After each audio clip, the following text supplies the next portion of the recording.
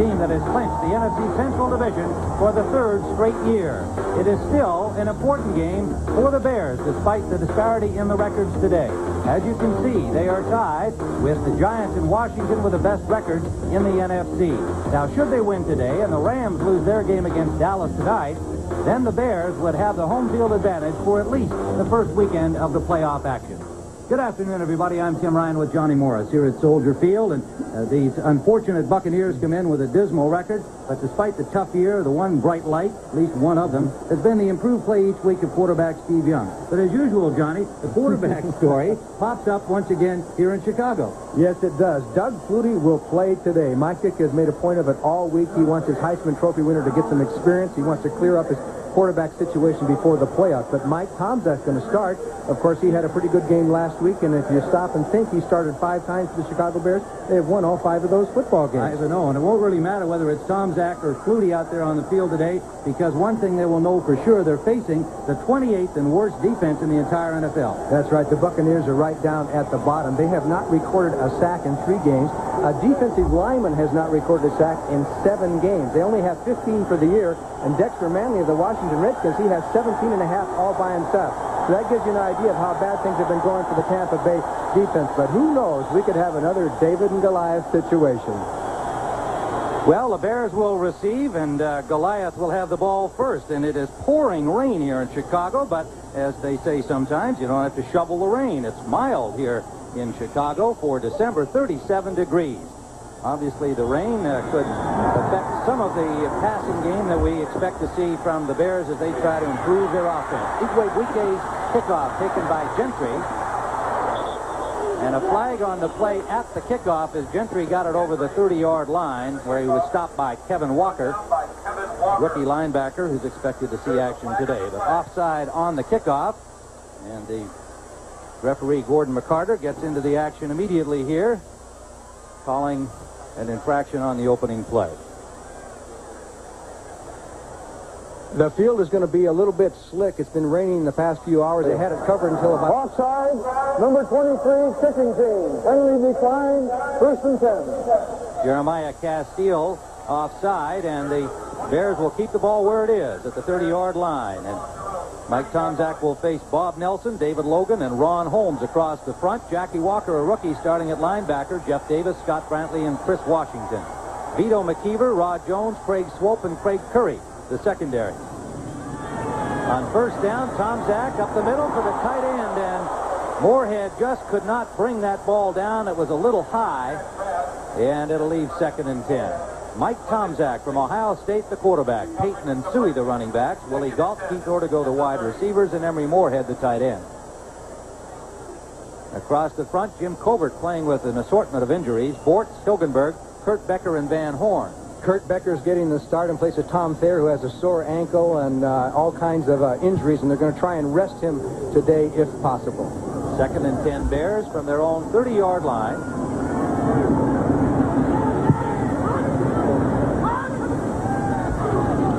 Walter Payton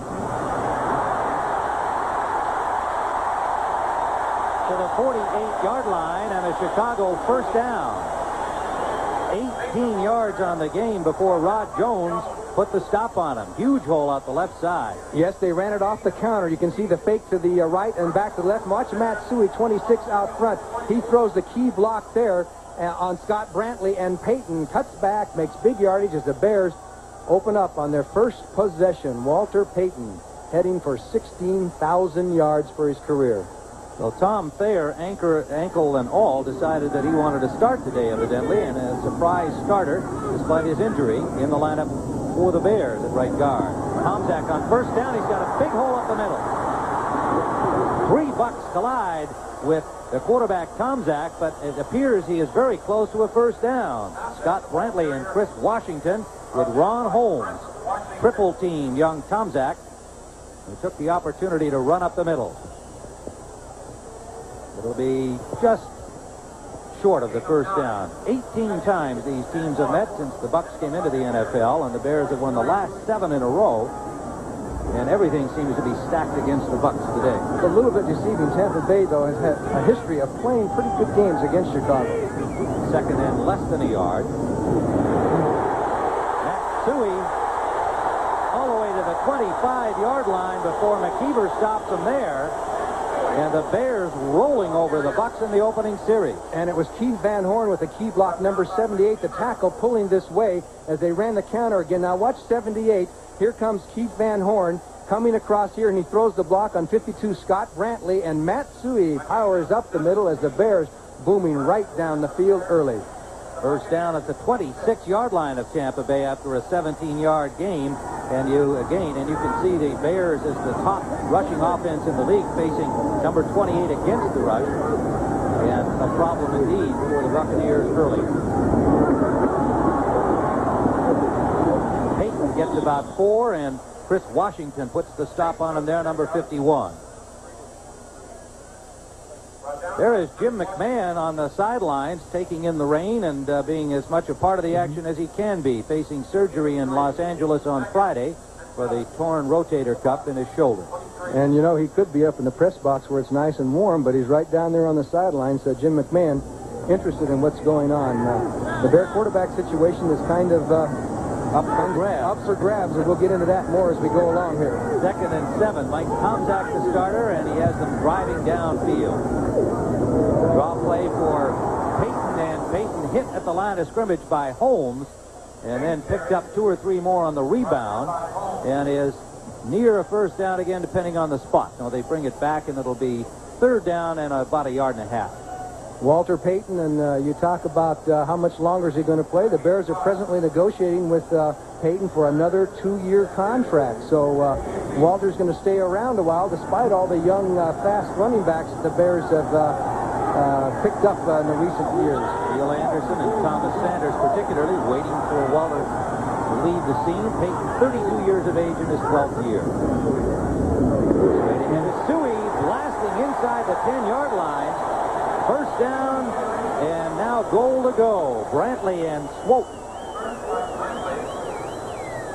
Well, Matt Suey, who has not had nearly as much action because of the more play of the younger players, Calvin Thomas and the likes of Thomas and now Sanders and Anderson getting in 2-back sets with Walter Payton starting last week. Matt Suey looks like he's running with something to prove out here. Well, he figures he might not get to play too much today. Better take advantage of it, and the offensive line is creating some huge holes in that Tampa Bay defense. Suey running well.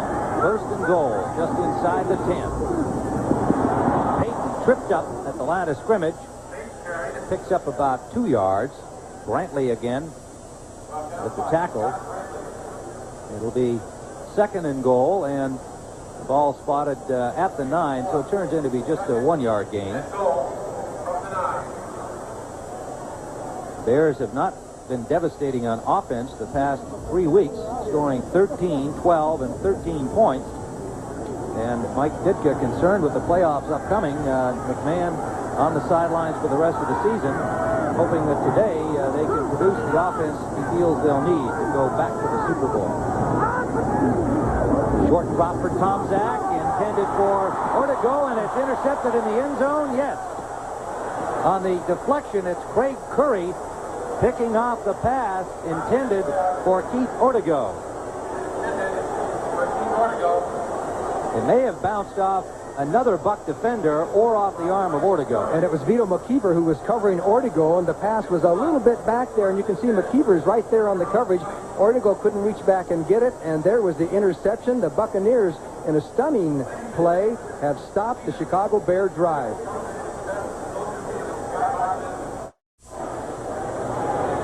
And here you can see 21 McKeever on the coverage on Ortego, and the pass was just not thrown far enough. It's supposed to be up and over. The question in my mind is the Bears were running so well, and then they throw the fade pass down near the goal line on a 2nd and short yardage. You got to wonder about the call. So the Bucs start first down from their own 20. Steve Young handing off to James Wilder. Wilder drives his way for about 8 yards, stopped by Vesty Jackson, the rookie on the corner, and Richard Dent ranging back defensively for the Bears. Hampton, McMichael, Perry, and Dent. And the secondary, the linebackers, Singletary and Marshall, joined by newcomer today, Al Harris. And that, of course, is because of the suspension to Otis Wilson, who was out for 1 game because of that hit on Lewis Lips last week. So Al Harris getting his chance to play in a full game. And you see the defensive backfield, Richardson, Jackson, Duerson, and the veteran Gary Fensick, who has 10 interceptions during his career against Tampa Bay. second and a long yard for Steve Young and company. James Wilder on first down and a loose ball. And it looks like the Bears have it. They say they have. It's changed from center between Grimes and Young, fouled up. You can see number 60, Randy Grimes, down there trying to get possession of the ball, but it is in the arms of Steve McMichael. And Chicago, with a quick turnover, gets another opportunity here in Tampa territory. And it seems like nothing can go right for the Buccaneers. The handoff seemed to just seemed like a pretty good snap, and everything was right there. He just didn't get the old grip on it. Now, I know it's a little bit slippery down there as the Bears just pile in there, and Steve McMichael got it. So the Bear mistake has been wiped out where they get a turnover and get the ball back. Here's a closer look at the right-hand side of your screen. He just never got control of the ball. And there's McMichael, 76. He just got under Grimes. So from the 27-yard line, the Bears will try again, and Payton, again shedding tacklers, picks up about 6 and gets to the 21-yard line where Bob Nelson, the left defensive end, number 71, made the stop. Becker in the lineup on this series at right guard, replacing Tom Thayer. You can see that a big part of their success last year came in that all-important turnover category, net plus 18, and this year only plus 1. Johnny, they've just coughed up the ball more, obviously 35 times to 26 a year ago. And we got an example of that a moment ago in the end zone. Second down and a long 5 for the Bears, who were rolling on the ground, elected to throw the ball and had it intercepted. Let's see what they do here. Now the Bucks tighten up. Suey stopped after a gain of about 2. Lehman Bennett feeling the pressure in Tampa Bay, as anybody would with a record of 2-11, but it has surfaced more publicly in the last week particularly, and obviously this is a big game for Bennett personally. An upset of the Super Bowl champs might help him. It would help his cause. He's 4-25 over the last 2 years, and I think that the last 3 games that the Buccaneers play will probably have a big bearing on the future of Lehman Bennett. Third down and 4, Chicago from the shotgun. Dennis Gentry has the first down, pulled out of bounds at about the 11-yard line by the linebacker, Jackie Walker, number 56, the rookie from Jackson State. Getting the start today ahead of Keith Browner. Lehman Bennett told us he wants to look at the younger players, Kevin Murphy and Jackie Walker at linebacker particularly, their 3rd and 4th picks in this year's draft. Well, he's a great athlete, and they just want to see what he can do. He's going to be in a lot of tough situations because teams go after somebody who hasn't played all that much, and that was a case right there where they put the back and Walker had the responsibility. So it is first down from the 12-yard line. Walter Payton, a good ankle tackle on him after a gain of only 1.5 yards. Jeff Davis making the stop for the Bucks. And we see Green Bay out in front of Minnesota 3-0, and that Cleveland Buffalo game scoreless. Atlanta, they're trying to stay alive in the wild card hunt, has the early lead over Indianapolis.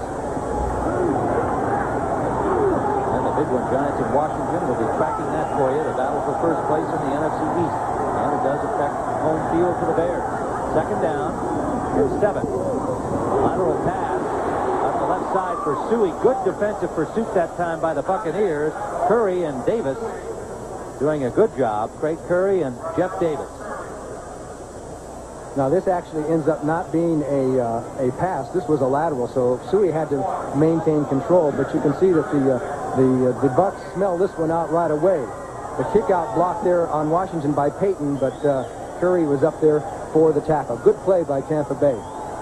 Third down and 6. For a first down, they need to get to the 2-yard line. Ortego, Galt, and Lou Barnes now 3 wide receivers for Chicago. Tomczak trying to run up the middle on the quarterback draw. Touchdown.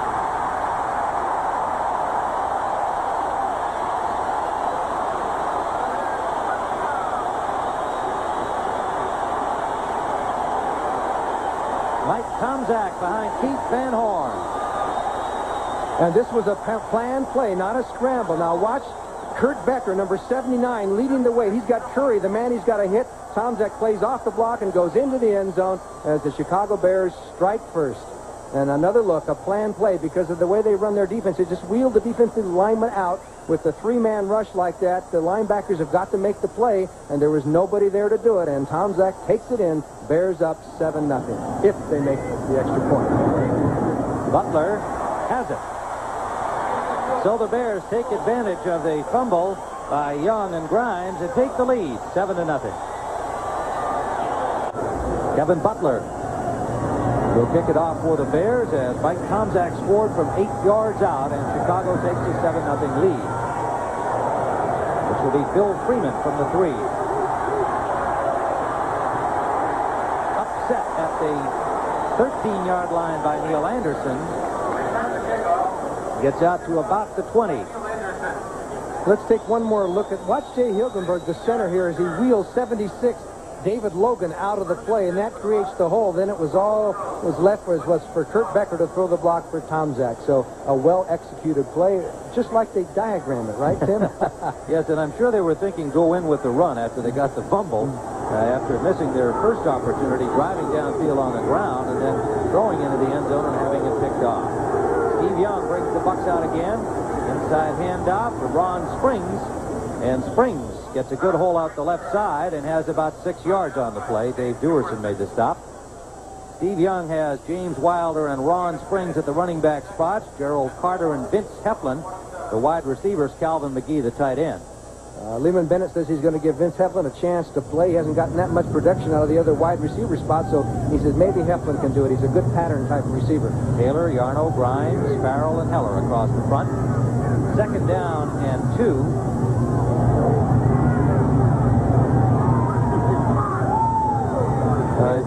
Changing up something. Looks like he's trying to call an audible if the Bears are shifting their defense. Didn't get it done in time. There'll be a delay.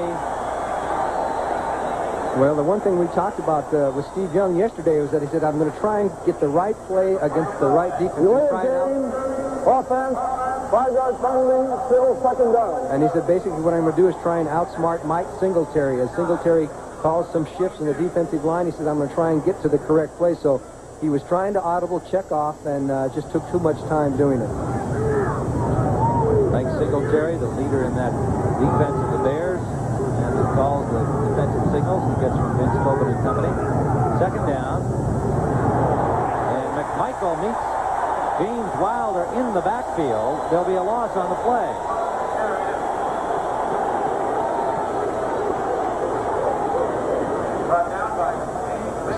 Steve McMichael, number 76. Notice how close 45 is to the line of scrimmage also. Here's Mike Michael got through, beat the block, and there were Bears all over the place. Had McMichael, 76, not gotten the tackle, Singletary or Gary Fensick, 45, would have been there. So it was a broken play for Tampa Bay's offense. After a good run by Springs, they've gone backwards to lead 3rd and 12. They have 3 wide receivers in now on the passing down.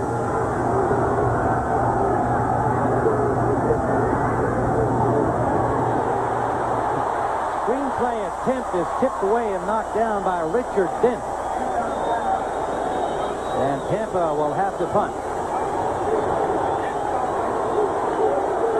Well, Steve Young is saying, what's going on? He can't get anything going. It's kind of ironic that Tampa Bay 2-11 is all set at quarterback. They know who their quarterback's going to be, and here the Bears are 11-2, and it could be anybody. It's not usually that way. You'd think it'd be just the opposite.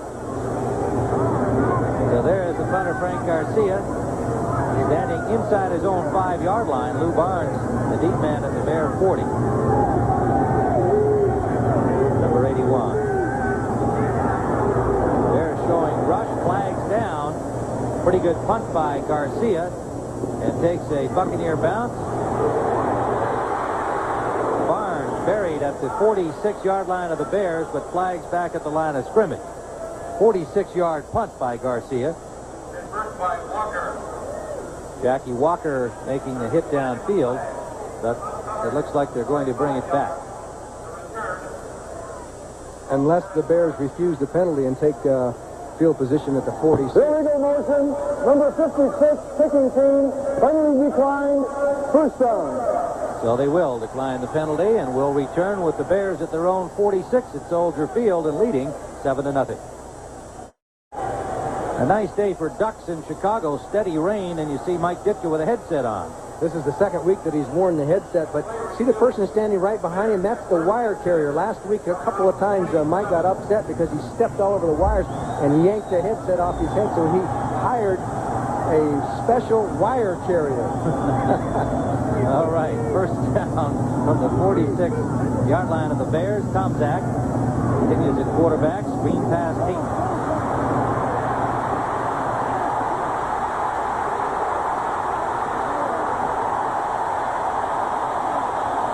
To the 24-yard line. Make it the 24. Forced out by Vito McKeever, a 29-yard gain. Okay, there were two defenders and two offensive blockers off this screen as everything set up nicely. Now he had to wait for these two blocks, and he got one from Thayer, Tom Thayer, in the game, and the other one from Becker, and then he broke the tackle by Washington and went down the sideline. Walter Payton, who has now caught passes in 31 straight games. Okay, another look at it. You're kind of soft on your pass blocking. You let the defensive line think they're getting in. Now, he just hesitates there, split the blocks, and went down the field. The one and only. He is something, isn't he? Did you see that punishment he delivered to McKeever? Calvin Thomas plows straight ahead over the 20-yard line for a gain of about 4. And you pointed out that he has now caught a pass in 31 consecutive games as a Chicago Bear. And look who he just left behind in the dust. Again, he's already whipped up on another of your records, hasn't he? I'm going to have a talk with Walter about that. He's got a ways to go to catch Mike's 49, but who knows, if he plays another couple years, he might do that. Logan and Brantley on the stop for the Bucks that'll leave 2nd and 6 for Chicago inside the 20. Leading 7-0 first period. Payton inside the 15. Close to a first down. Jeff Davis made the stop. He's the leading tackler on the Bucks with 117 coming into the game.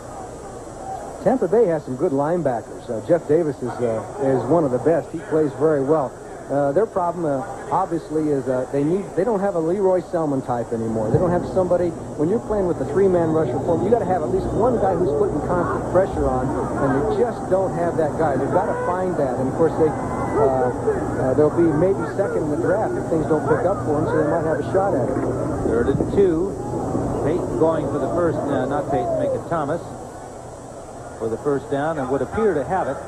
Payton with 39 yards rushing in the early going. Ron Holmes been bothered with a knee injury all season. Man, they had hoped might provide that pass rush. They'll have to measure this. But Holmes, in his second year from Washington, has been bothered with a knee all season long. Indianapolis has come back to tie Atlanta, an important game for the Falcons, and New Orleans trying to stay alive, tied with Miami, we note, and no score yet in the battle for the NFC East lead. First down, Chicago, and they are at the 13-yard line of Tampa Bay with 2:18 to play in the first period. Yet another opportunity to get into the end zone. Leading 7-0. Mike Tomczak's 8-yard run. And how about time of possession? Tampa Bay hasn't even had the ball at all this whole quarter, and the quarter's almost over. One series the first. Ended in a fumble on the second play. Payton inside the 10. About a 4-yard pickup where Jackie Walker made the stop. Mike Ditka has had both, all three actually, of Thayer and Becker and Bortz alternating at the guard position. We mentioned that Thayer was not scheduled to start because of an ankle, and Mark Bortz is bothered with an ankle, but all three of them have already been in the play. And Jimbo Covert is playing banged up. The offensive line is banged up, but you'd never know it so far in this football game. And Covert hurt his back in practice on Thursday, and he's already got a sore elbow. Play action. Tomczak intended for Thomas, and a reasonably good rush for the Bucks. It came from the outside, Chris Washington, and forced Tomczak to unload the ball. We are in Chicago at Soldier Field. Tim Ryan with Johnny Morris looking into the eyes of Tomczak. And with 1:15 to go here in the first period, the Bears lead the Buccaneers 7-0 on Tomczak's 8-yard run.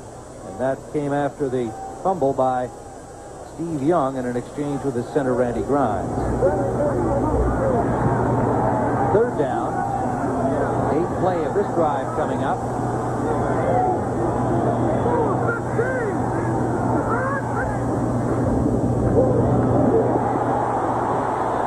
Dennis Gentry inside the 5 and is very close to first down yardage. The spot will determine whether they'll have 4 cracks at it from about the 2.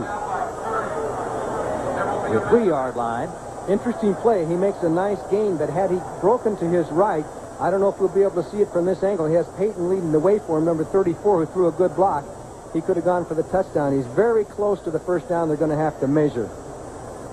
Here's the end zone look. Now watch if he cuts back. Well, you just can't tell from this perspective. But anyway, good blocking by Payton for Dennis Gentry as the Bears get the first down. First and goal from the 3-yard line.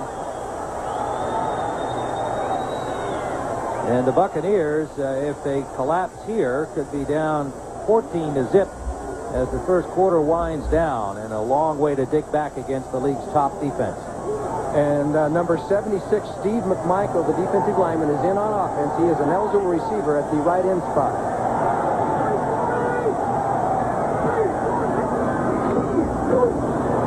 Payton. Good defensive play. Stopped by Chris Washington. Got a yard on the play. It'll be second and goal.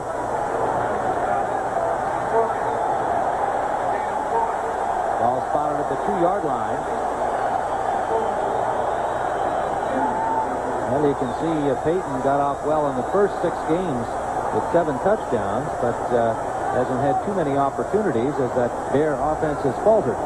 And he only needs one more to move into second place behind Jimmy Brown, all alone in rushing touchdowns. And they'll let the time wind down here to complete this first quarter with the ball at the 2-yard line.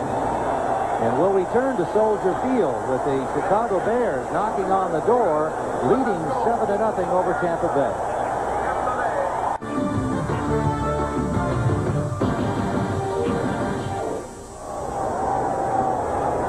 It has been a long season for Lehman Bennett's staff as well. That's Jim Stanley, the defensive coordinator. Interestingly enough, at the beginning of the season, I covered a Tampa Bay game. The players, after Stanley had come in this year and had changed the defensive scheme from a year ago, felt very positive about what he was doing and that it would be a more aggressive Tampa Bay defense. They liked that. They wanted to tee off and get at the quarterback, but things haven't turned out that way for them. And indeed, they have been accused of being a somewhat passive defense in recent weeks. Bears second and goal from the 2-yard line.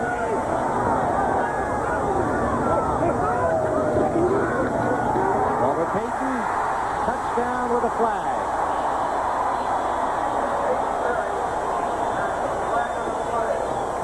A diving attempt by Payton got him into the end zone, but a flag on the play. And the Bears are going back to the huddle, so it may well be against Chicago. Holding is the signal against the Bears.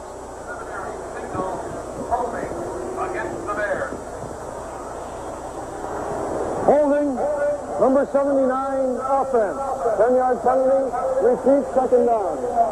Kurt Becker, and that will bring the Bears out to the 12-yard line as we are just underway in the second period. That is really a no-no to have a holding penalty when you're down on the 1 or 2-yard line, and I'm sure he's going to get chewed out quite extensively tomorrow for having a holding penalty in that situation. Although Mike Ditka is such a mild-mannered guy, he probably won't say too much. If they win by 40 points, perhaps he might overlook it. They've got a long way to go to achieve that. Second and goal at the 12. Payton nowhere to go. Good piling up by the Buccaneers as they just clogged everything. Ron Holmes and Jackie Walker got to Payton, but credit to Logan and Nelson and the rest of the linebacking corps for just not leaving any lanes. No, that's true. They just jammed everything up. The defensive line did a good job. Now, bear in mind that Tomczak, you talk about Steve Young being a mobile quarterback. So is Mike Tomczak. He runs very well, and they have several plays designed to give him an option of possibly a run-pass type of option. They're at the 10-yard line now, third down. And so far, they're 5 of 5 in making first downs in this situation in the game. Tomczak has Gentry slipped as he tried to turn it into the end zone, but gets to the 2-yard line, where it will be 4th and goal. And already the crowd making the decision for Mike Ditka. And this is where weather conditions play a part in the game. It was wet and slippery, and had it been dry, he would have been able to drive off that foot and throw his body into the end zone. But he got no drive because his foot came right out from under him as the rain continues to come down, and it's going to get wetter and wetter as the Bears are going to go for it. 4th and goal. The ball just outside the 1. McMichael is in now at the left offensive end, along with Moorhead and Reitman, and they will give it to Payton diving, and he is stopped. Well anticipated by Chris Washington. It was as though he was playing Willie Mays and was ready to catch Payton, and he did so. And there is Jim Stanley got to be happy with that defensive effort by his much-maligned squad. A flag down on the play. Okay, you'll get it from the sideline, so you'll be able to see as Payton takes off on his famous flying dive. He goes up and over, and here comes the collision right there as Jeff Davis is there, caught him in air, and you saw the flag dropping on the field. We'll find out what that penalty is, and it's an important one. May well have been an offside against Tampa Bay, because Washington, who actually made the initial catch of Payton, Johnny, from the far side, was in there awfully quickly. Let's see. Offside, number 41. After distance penalty, first down, goal to go. It is offside. It is offside, but it's against Craig Swope, the safety. It came up too quickly in the judgment of the officials. Well, that's a tough one. Of all teams, you don't want to give the Chicago Bears 2 shots at it down on the goal line, especially with a guy like Payton. So let's see if they try Payton again. That's what everybody in the ballpark is thinking, and so are the Tampa Bay Buccaneers. Will the Bears try and cross him up?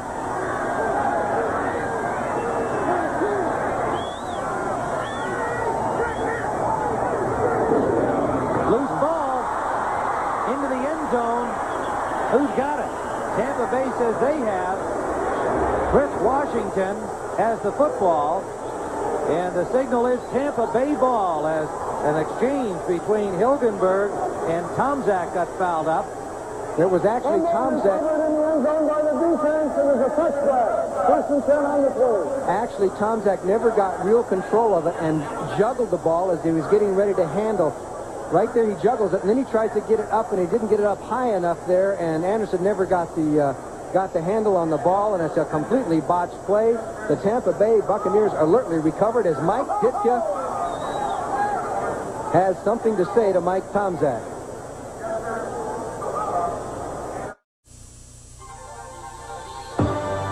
CBS Sports coverage of the National Football League is sponsored by Miller Lite, proud sponsor of NFL Lineman of the Year. There's only one light beer, Miller Lite. The heartbeat of America, today's Chevrolet. And by GTE. GTE. Tim Ryan and Johnny Morris back at Soldier Field, where Mike Ditka has regained his composure after letting loose a verbal barrage at Mike Tomczak. The Bears fumbling, and there's a sympathy session, no doubt, from Jim McMahon talking to Mike Tomczak. Those things happen, and it's Tampa Bay ball at the 20-yard line. So let's see if the Bucs can take advantage of the break. Wilder, and he dropped the ball. Bears have it.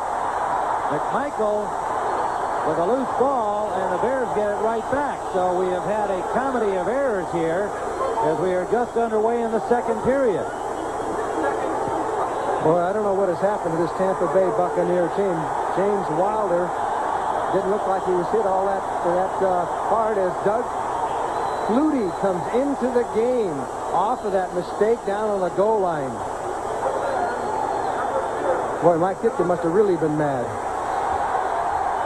Okay, here comes the fumble. James Wilder, who had 166 yards rushing against the Bears the last time he was in Soldier Field. He's carrying it on the inside, and it was stripped loose there by Al Harris, number 90, and Steve McMichael with his second fumble recovery. So Doug Flutie has a nice way to start the game here from the 23-yard line of Tampa Bay.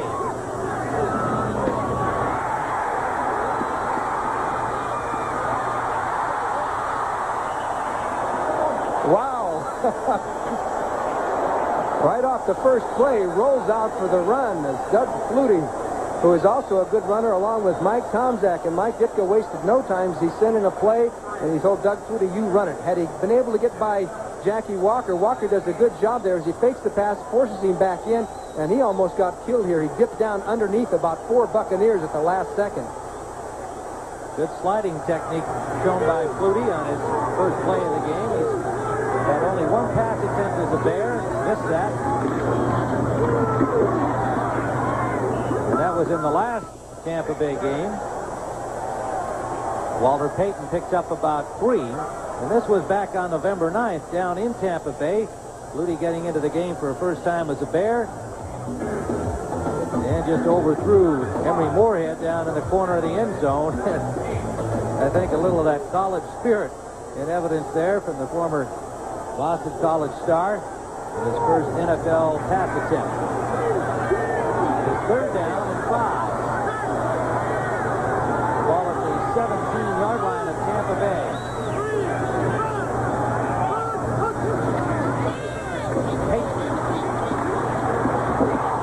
Good defensive work by the Bucs, but Payton hurdled one man and looks like he has the first down. So there was a case of the Bucs doing a good job closing off the short side, and a fine individual effort again by Walter Payton. Just the great runner that he does is the inside handoff, and number 90, Holmes, does a good job of stacking this play up. You can see he forces everything out to the outside, and then Payton, just with his great ability, gets up there and just makes a few extra yards with a little help from Mark Bortz at the block on Curry. So this mini drive is still alive with Doug Flutie at the controls. First down Bears at the 9-yard line of Tampa Bay. Calvin Thomas, and he slips, trying to turn it upfield and gain very little, maybe a yard, as that slippery artificial turf here at Soldier Field continues to be a problem for the running backs particularly. And you talk about the quarterback situation. Mike Ditka, here Mike Tomczak makes basically one mistake, a big mistake. They didn't get the touchdown, and out comes Tomczak, in goes Flutie. And there's various ways to handle a quarterback situation, and you got to wonder what that does for somebody like Mike Tomczak's confidence. Or maybe Mr. Ditka doesn't care right now. He wants to see what Flutie can do. 2nd and goal from the 9-yard line. Thomas Sanders, touchdown.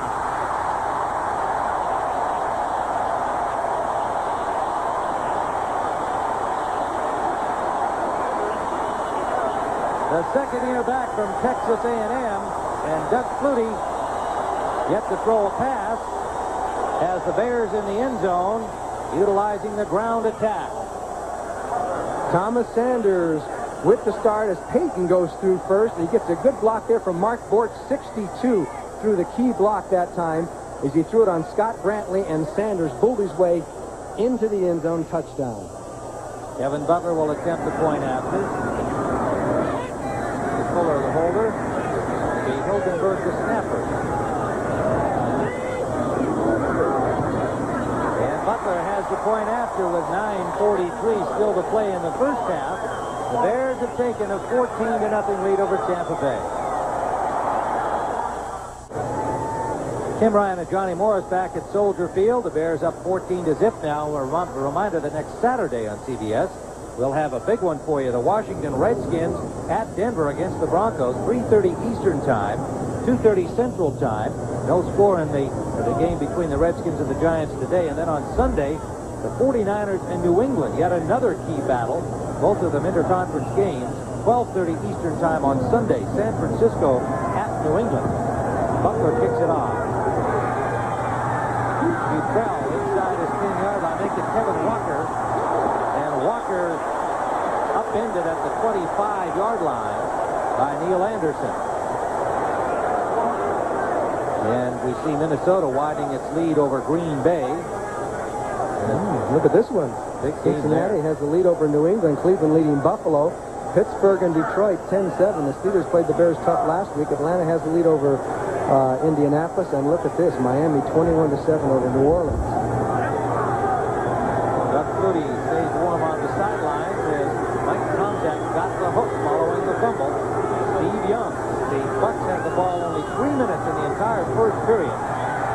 very little opportunity to get something going, and the ball is dropped.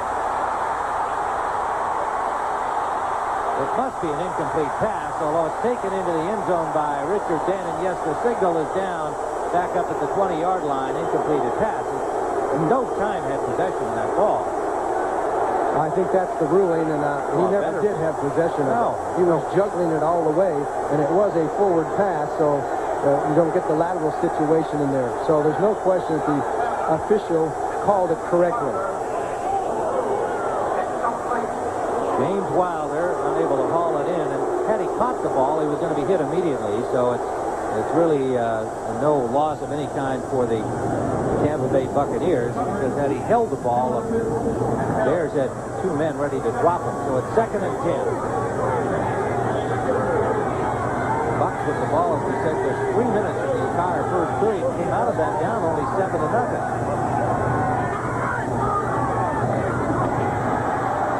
Young getting some time. And off the hands, intercepted by Fensick. Fensick's 11th interception against the Tampa Bay Buccaneers.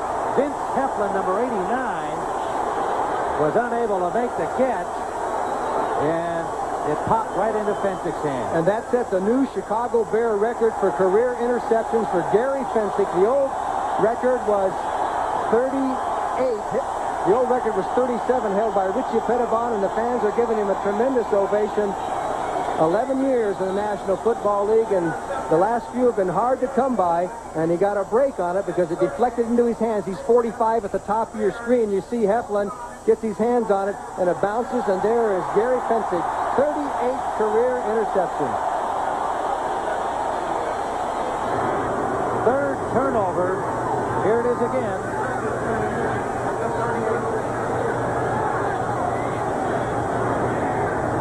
Turnover by the Tampa Bay Buccaneers, 2 fumbles and an interception. Flutie on first down. His first pass is dropped by Willie Gault. The Giants, meanwhile, have taken the lead over the Redskins in the 2nd period, the battle for the NFC East lead. Bill Sims passing to Mark Bavaro for the score for New York, and Doug Flutie gets the sign. He's getting some signals from the sidelines. Also, though, we'll probably shuttle players a little more often to bring plays in specifically, because obviously he hasn't been there all that long, and there's a lot of intricate type of calls in Mike Ditka offense. So they're going to try and cut down on mistakes.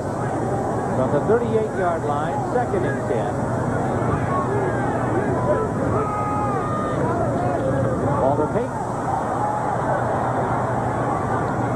For about 5 inside the 25 to the 23-yard line. Bob Nelson made the tackle there, number 71. Nelson becoming a starter with the injury to John Cannon. There was some hope that Cannon might get back today, but he's not quite ready off injured reserve. Nelson, a refugee from the USFL. He and Ron Holmes, the defensive ends. Holmes, we mentioned, been playing hurt, and there's been virtually no pass rush for the Bucs all season long, and a big contributing factor to their status. 3rd down. 5 to go out of the shotgun, and Gentry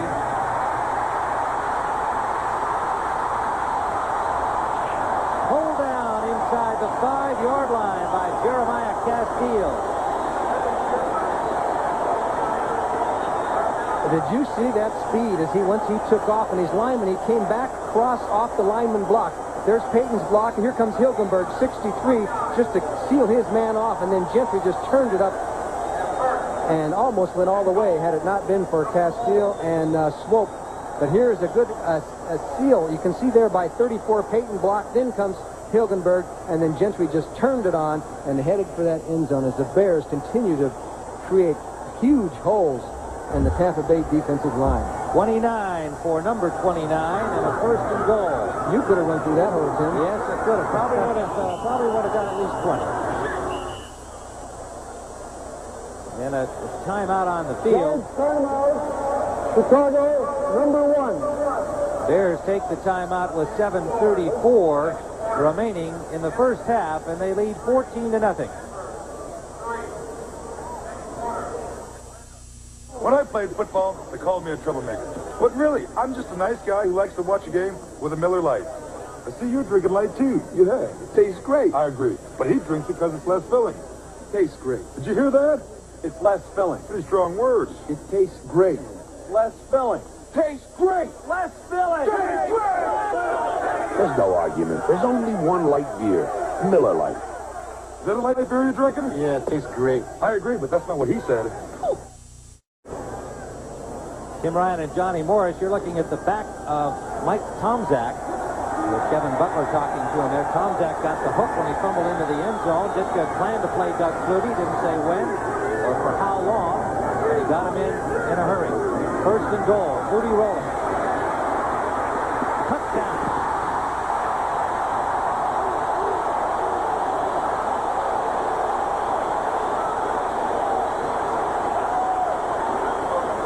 Well, Johnny, at this rate, we may never find out whether Flutie can pass the football.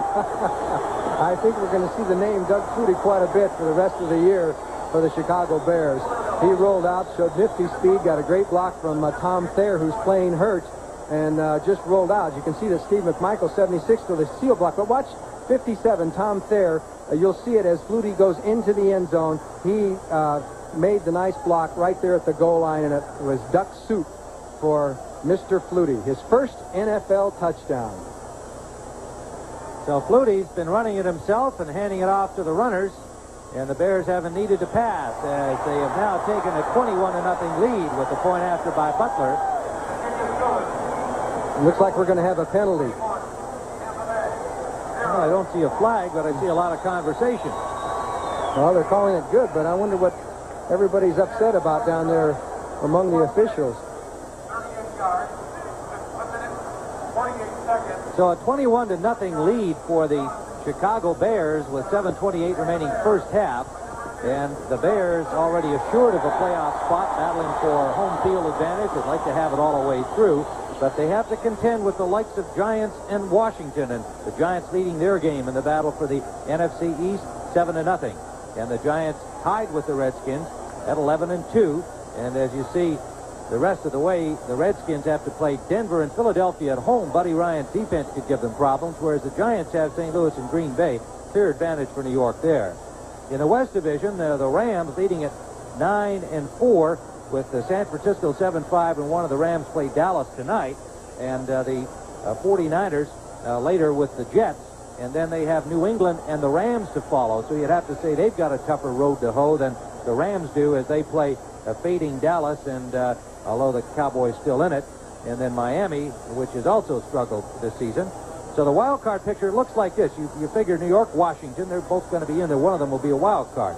And four teams that follow them, 49ers, Dallas, Minnesota, Atlanta, have the best chance. A couple other teams with mathematical possibilities. But if Dallas can win their 3 remaining games, they could be the other wild card, joining either New York or Washington. And the remaining teams you saw on that graphic material will need some help, obviously. Bill Freeman on the kickoff gets it over the 25 to the 28-yard line, and a loose ball again. And we have had a plethora of fumbles here by both teams and turnovers, 5 in all, with still 7 minutes to play in the first half. Let's see who's got this one. An official will try to determine who got possession. No question the ball came loose. And you'd be surprised of the scrambling that goes down on after the whistle, trying to steal the ball, even though... Yeah, I wouldn't be surprised at all. Wouldn't want to be there, though. So far, no signal. Kevin Walker, number 37. Offside, number 52 on the kicking team. The kicking team recovered the ball, therefore the penalty accepted. 5 yards, reset. Well, the Bears did recover the fumble, but they were offsides on the kickoff, and Tampa Bay obviously will take that penalty and receive the kick again. Number 52 was offside on the kicking team.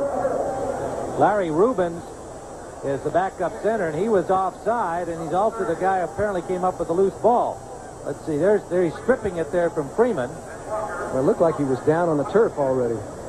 At any rate, it's a moot point because the Bears were offside. So. Right. So they back up to the 30-yard line. Now, this has not been an artistic success here for either team to date. There's still 7 minutes to go.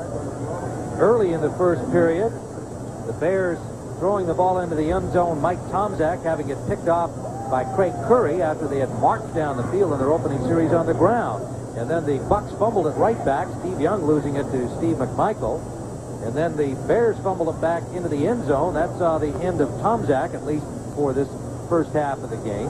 And then Wilder fumbled it right back the other way, and Fensick pulled off an interception. Now, this has not been beautiful to watch. It has been artistic from Mike Ditka's point of view, though. The Bears have 162 yards rushing, which is their average for the year per game. So, from that standpoint, it's been artistic. And the scoreboard is, he likes the picture up there. That paints a nice picture, 21-0. The contrary for the Buccaneers. Bouncing kickoff went off the hand of Freeman, and he'll down it in the end zone. And now let's take you to Brent Musburger in New York for an update. Well, Tim, here's the only score in the Washington Giants game. This is the Giants touchdown. It was Phil Simms to Mark Bavaro. Giants threatened the second time, but the Redskins held them off, and it's still 7-0. Let's go back to Tim. Well, all right, Brent, that should be a tremendously exciting and tough, hard-fought game down there. Those guys don't like each other too much, and I think that's an awful lot of talent on the same field, Washington and New York. That's a big game for the Bears from the Bears' point of view, because if the Giants are going to lose a game, it would be this one probably rather than the next two. And the Bears need the Giants to lose one for that home field. Steve Young trying to create some miracles now, starting at his own 20-yard line, down 21-0. Going deep and incomplete. Intended for Vince Heflin. Heflin didn't look up at the ball until the ball was already nearly on the turf, and he was actually behind the Bear defenders. So with 7:01 to play here at Soldier Field in Chicago, Tim Ryan and Johnny Morris watching the Tampa Bay Buccaneers trying to claw out of a big hole. The Bears lead at 21-0 in a turnover-filled first half. Mike Tomczak took it in from 8 yards out for the opening score. And then Sanders from 9 yards out after Tomczak got the hook from Mike Ditka. Doug Flutie has taken over to make it 14-0. He scored to make it 21-0. Wilder picks up about 9 off the right side, and you can see the players skidding on the slippery turf of Soldier Field. Wilbur Marshall knocked him out. Coming up at halftime, Brent Musburger will be joined by Terry Bradshaw with scores and highlights, and plus Heisman Trophy winner Vinny Testaverde and Oklahoma star linebacker Brian Bosworth. All this and more at halftime. Stay with us. Brian Bosworth, who knows, he could be playing for Tampa Bay next year. If indeed, if they do have the second pick, Bosworth is a likely candidate. Third down, less than a yard, and Wilder trying to get the first down, and it appears he does. James Wilder, 675 yards rushing coming into this game, and bothered with a bruised sternum for much of the year, and a gallant guy in tough times down there in Tampa Bay, having another good season individually. Well, there's Doug Flutie, who probably feels a lot better. He says he's been here all these weeks. He really hasn't had the chance to play, and you get to know your teammates a lot better. He says when you get in the game and become a part of the action. So that he's conquered. He's been a part of the action in the few minutes he's played. First down, and the first down of the Buccaneers in the game. Wilder gets about 4 yards near the 35-yard line. And he is met there by Wilbur Marshall again and William Perry. Al Harris, number 90, in the lineup as a starter today, in a somewhat unfamiliar spot for him. When he does play linebacker, he's used to playing over on the right side. But here he is in Otis Wilson's spot today because of the suspension to Otis Wilson for his hit on Lewis Lips. And so Harris admitting that he's a little less familiar over on that side. Second down and 6.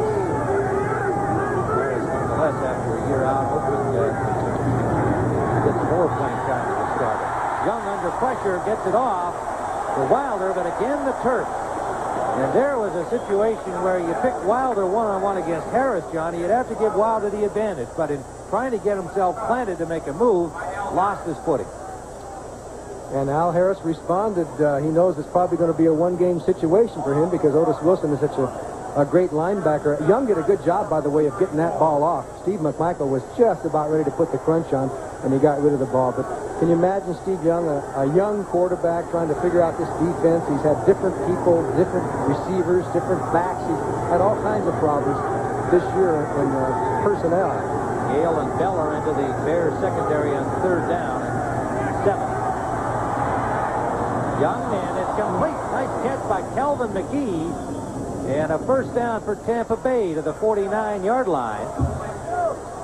15-yard gain. Finally, a little breathing room for the Bucks. Singletary was on the coverage here. Now, watch number 50. He's a linebacker. McGee comes off the line of scrimmage. He goes with him. He goes out to the zone, slips a little bit, and then just barely misses it as he turns and couldn't quite get his hands on it. And McGee made a heck of a play. And that's got to be good for Steve Young and Tampa Bay, just to complete a pass against the Bears and move it down the field a little bit. Well, this is the farthest upfield that he's been. And he's now at least able to look into Chicago territory. Wilder. Good Bears pursuit up the left side. Left him virtually nowhere to go. He got about a yard before Dent and McMichael put the stop on him.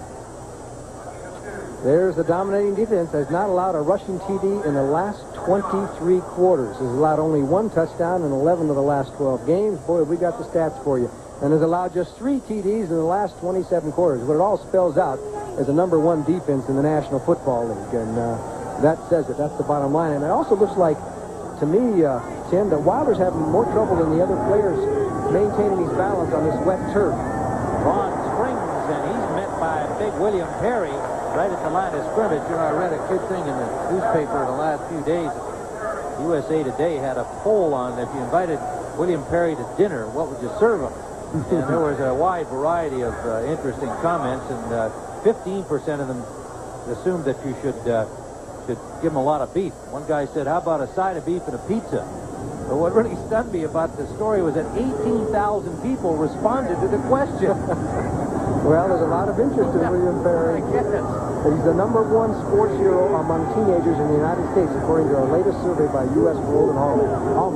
How about that? 3rd down and 9 for Steve Young, and what a catch by McGee with Dewerson draped all over him. He's short of the first down, but he did a great job to hold on to that ball. It'll be 4th down and about a yard, and they're sending the punting unit on the field. And a good question would be why? Well, yeah, I'd have to ask that question. You're down 21-0. You're 2-11. What have you got to lose? But he wants to punt and play it by the standard procedures, I guess. Now, Lehman may be sending a message to his players in a kind of reverse way, not showing a whole lot of confidence in their ability to get it on the tough one. Now, who knows? Maybe they'll fake it. Dewerson waiting for it if he can. Frank Garcia, good punter. Hits it from about his own 49. Wow. And that is almost to the end line. Garcia averaging 41.1 a punt this season. We'll be back with the Bears well in front. Tim Ryan and Johnny Morris back at Soldier Field, where the Bears will have possession from their own 20-yard line, having stopped the Bucks. And you can see that the ground attack has been impressive again this year for Chicago, and their passing attack less so. They're #1 in the league. And right now, as of this moment, they have moved ahead of Atlanta by 72 yards, with 162 yards rushing so far today, and 209 yards rushing, pardon me, at this point. First down from their own 20-yard line. A lot of time for Flutie. Off to Thomas Sanders, who dropped the ball. Started to run before he had full possession. The Bears had Thomas Sanders flanked out as a wide receiver that time. As Jim McMahon, well, he's saying it's getting kind of cold out here, but he's more interested than he appears right there. So we had Thomas Sanders as a wide receiver. Dennis Gentry was in the slot. So the Bears are mixing up their formations, and the Buccaneers trying to react as the Washington has tied the Giants. It's now 7-7, second quarter. It is 2nd and 10, and we see that Doug Flutie with that drop by Sanders is still incomplete pass this afternoon as the Chicago Bear is 0 for 2. That's for Moorhead, tipped away by the linebacker Brantley. And it'll be 3rd and 10. Calvin Bryant scored the Washington touchdown to even things up at RFK Stadium, 7-all against the Giants. Flutie checks the sidelines here on 3rd down. Ortego and Lou Barnes come in. Moorhead and Suey come out for Chicago. And you can see Ortego brought the play in. Mike Ditka is so high on Doug Flutie. He's the man who wanted him when this situation earlier in the season. He says anybody who can throw for over 10,000 yards in college, he's the all-time NCAA thrower in history, he says, can play professional football, whether or not he's 5'9" or not. 3rd and 10. Nearly did bobble the pass from center, and this pass between Ortego and Barnes. And it'll bring up 4th down. So Doug Flutie still to complete a pass as a Chicago Bear. We've got 1:58 remaining in the first half.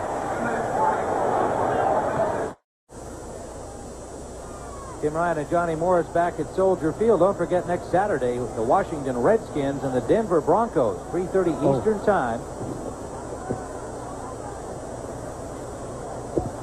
And then on Sunday, the 49ers at New England. So those are 2 games next weekend that are very key in the playoff picture. That one's at 12:30 Eastern Time as Buford unloads a dandy.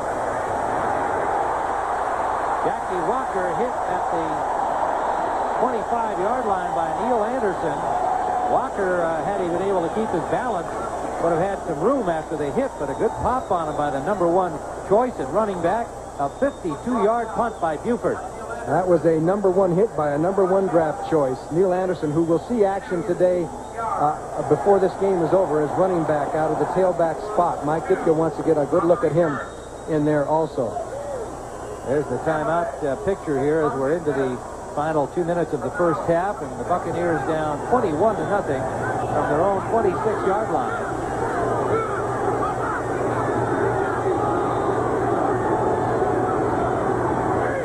Carter in motion.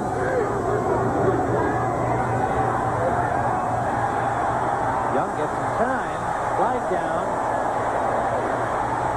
Dent in pursuit, and Young gets upfield to about the 34-yard line. Now, there was a flag down on the rush from the left side, and holding is no surprise as the signal against Tampa Bay.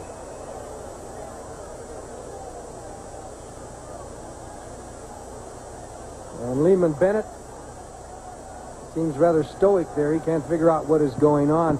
This is a game. Tampa Bay is 2-11. But this is a game where they really had a chance to... Number 62 on the offense.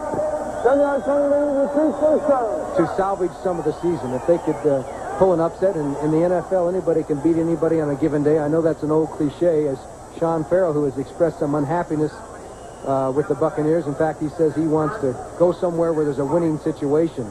So obviously not as all well with Tampa Bay, but this was a chance where they could play a good, tough football game, maybe pull off an upset and save some of the season. But so far, it has not worked that way. 3 wide receivers on 1st and 20.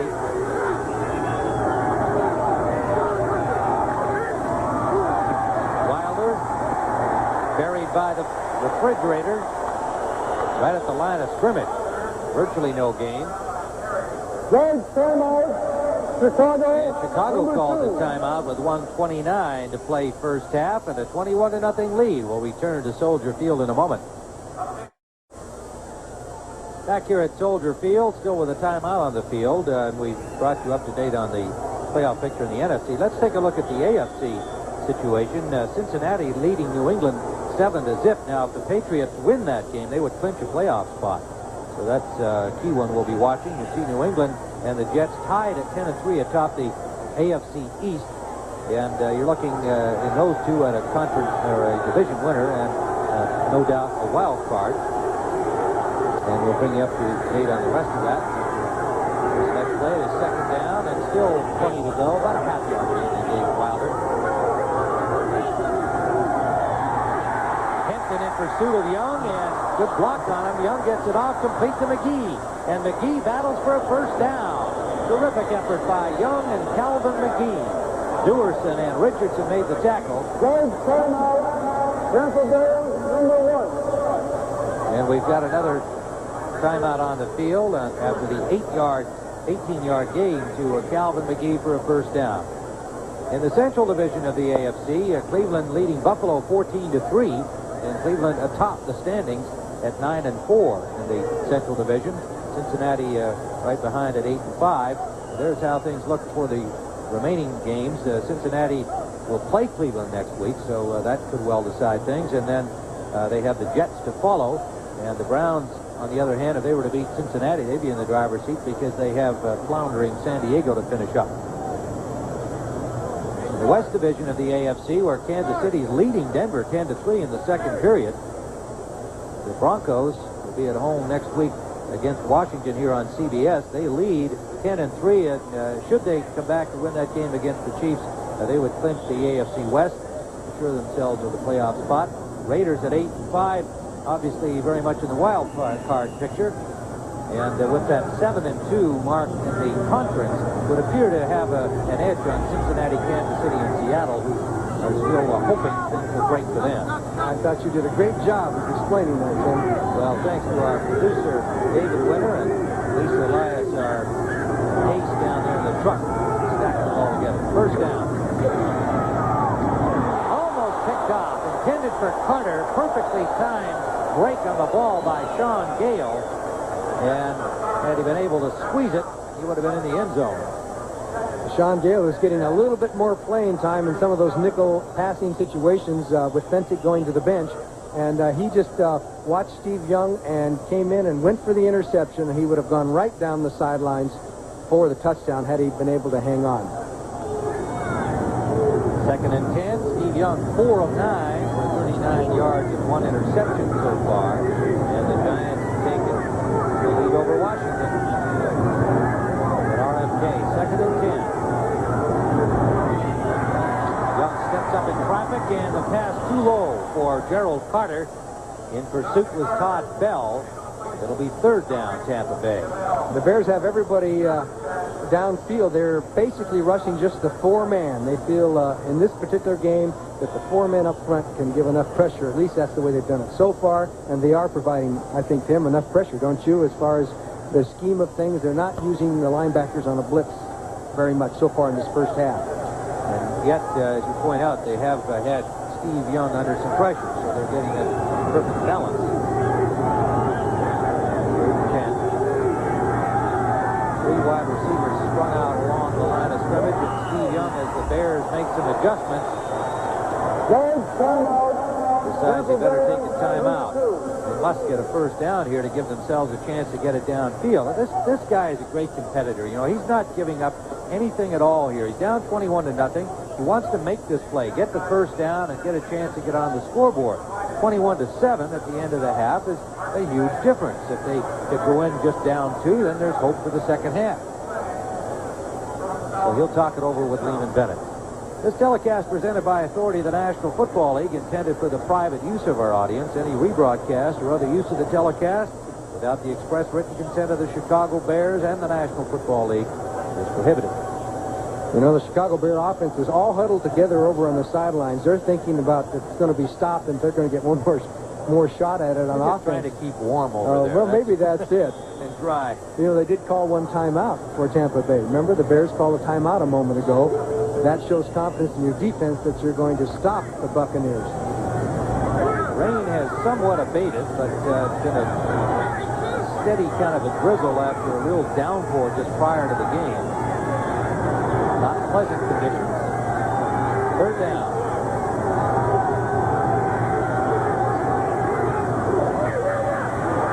Young escapes the rush of Hampton.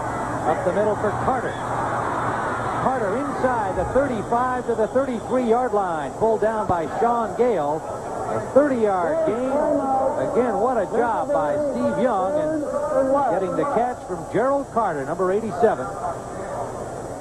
Become the leading receiver with 36 into the game. And this is why you can tell Steve Young is going to be a good quarterback. Watch Dan Hampton is bearing down on him from the right, number 99. Boom, just a little move out to the side. He gets all day, and then he spots Carter coming across and hits him on the button. But that instinct, and that's what you've got to have to be a good quarterback, and he's got that. And he's got a decent arm. He can run. He's a great athlete. And one one place where I'd have to say that Tampa Bay is solid is at their number one quarterback. Well, and you know, he's been interviewed to death about what it's like to play on a team with this record and all the problems, et cetera, and Steve Young will just consistently say, hey, he'll answer all the questions the way he thinks he ought to, and he says, I like to play. I don't mind going out there. I'm not down. I'm not defeated. I want to go out and play. He knows he's in a learning process, and he's a great competitor. They've got themselves a fine young guy there and an outstanding quarterback. And you'll see, if you notice the last few plays, you see Singletary and Marshall 50 and 58 getting up in the line and moving out. They're making Young think or make mistakes or do well, but that's all a part of the experience that he's going to get. If you watch those linebackers, the way they'll play it. 58 seconds on the clock. The Bucs dearly love to get in the end zone. There's the blitz. Off for Wilder, dropped the ball, and diving out, it's still loose. Grabbed by the Bears. Sean Gale. So Wilder coughs it up. Second time today. And here comes the blitz. They finally threw the blitz, and Young spotted it, threw the pass out to Wilder, and I don't know what's wrong with Wilder today. He's just not hanging on the ball. It was stripped loose there. I didn't see whose hand it was that stripped it loose, and then Sean Gale recovered it. But it was just a hand that popped the ball loose. You got to hang on a little tighter than that. That was developing into a good play for Tampa Bay. Sure was. But the Bears have it. The fourth turnover by Tampa Bay here in the first half. 47 seconds on the clock. And Chicago with it at their own 20. Flutie from the shotgun. Going deep for Willie Goff. He got it.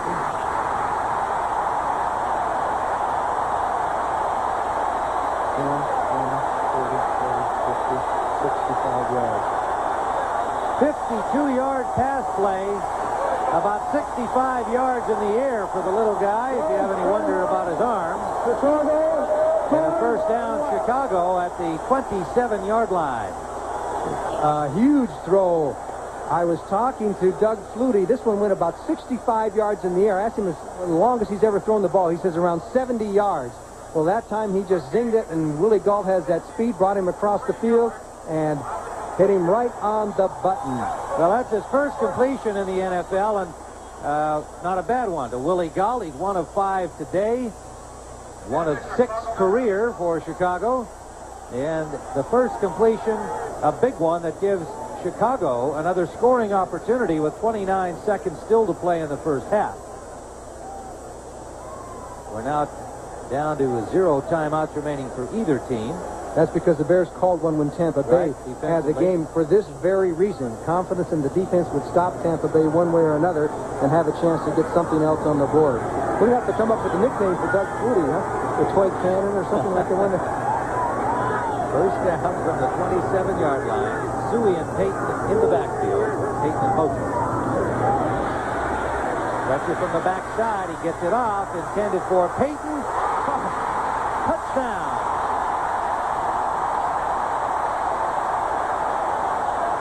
No flag.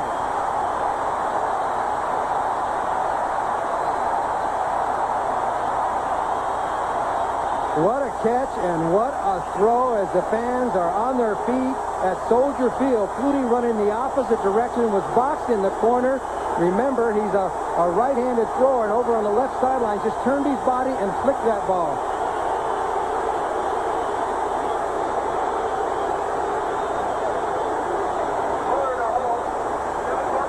Okay, they rolled him left. And actually, Tampa Bay defense did pretty well. See Jeff Davis here putting the pressure. Now, that's a tough throw for a quarterback. And that ball, I think Payton was surprised that it was so far down the field. And what a catch by Walter Payton. Super receiver. Getting into your picture there was Willie Gault coming over, also trying to make a play on the ball. And Butler makes the point after. Doug Flutie having passed for his first NFL career touchdown. Here's a look at his reaction to his good fortune here. And he says, oh, he caught it. So let's watch Doug Flutie. He was the first one down to the goal line as he takes off. And you talk about striking in a hurry. 2 plays right down the field all the way. and Doug Flutie has made his mark. So it is 28-0 Chicago. And again, the turnovers killing the Buccaneers as Steve Young had come up with his big play to Gerald Carter to get him into Chicago territory, and then the fumble by Wilder. So Doug Flutie, 2 of 6 now for 79 yards and a touchdown. And very shortly, with 20 seconds left in the first half here in Chicago, we'll be going to New York, where Brent Musburger is waiting with Terry Bradshaw. They'll bring you scores and highlights.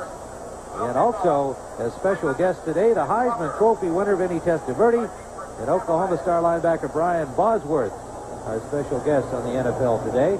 We'll be meeting them when we go there at halftime. You know, you can't judge from one series or one game, but Mike Ditka was the guy that was on the spot on the Doug Flutie situation. He wanted him here, and it turns out that looks like he was right again, doesn't it?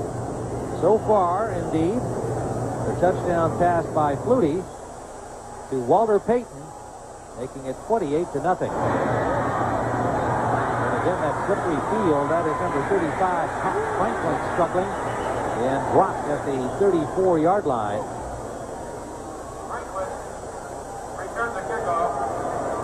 Jim McMahon, an interested spectator at these proceedings, finding it. I think he stayed up late last night.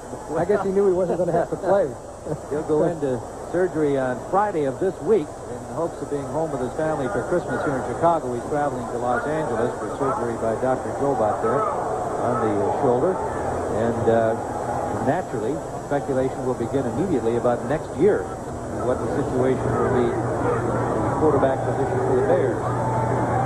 79 yards in 2 plays, a 27-yard touchdown pass, and Steve Young with 3 wide receivers goes to the short man, McGee.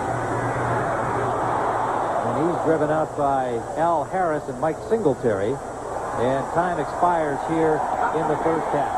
It shouldn't have expired. Well, now you're right. The official's trying to get him back. He had. Let's see. This will be interesting. Will they call him out? Some of them are already in the locker room. Play.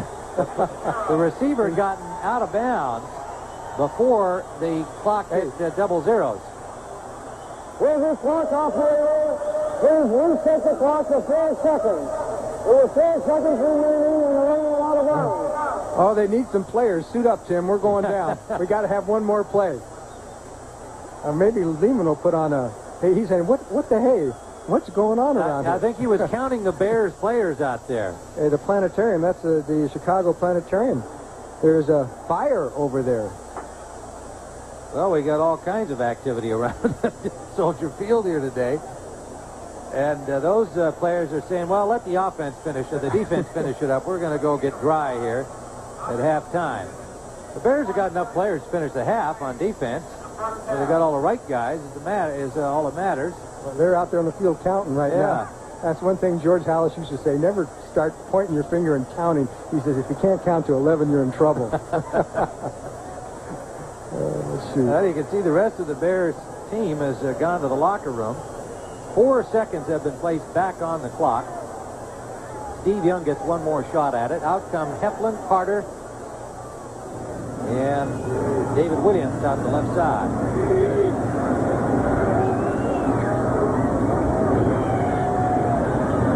And Young airs it out. The ball is incomplete down at the 15-yard line, and that'll wind up the first half. That's the end of the first half with the score. The Chicago Bears 28, the Tampa Bay Bucks nothing. Coming up at halftime, Brent and Terry Bradshaw with scores and highlights.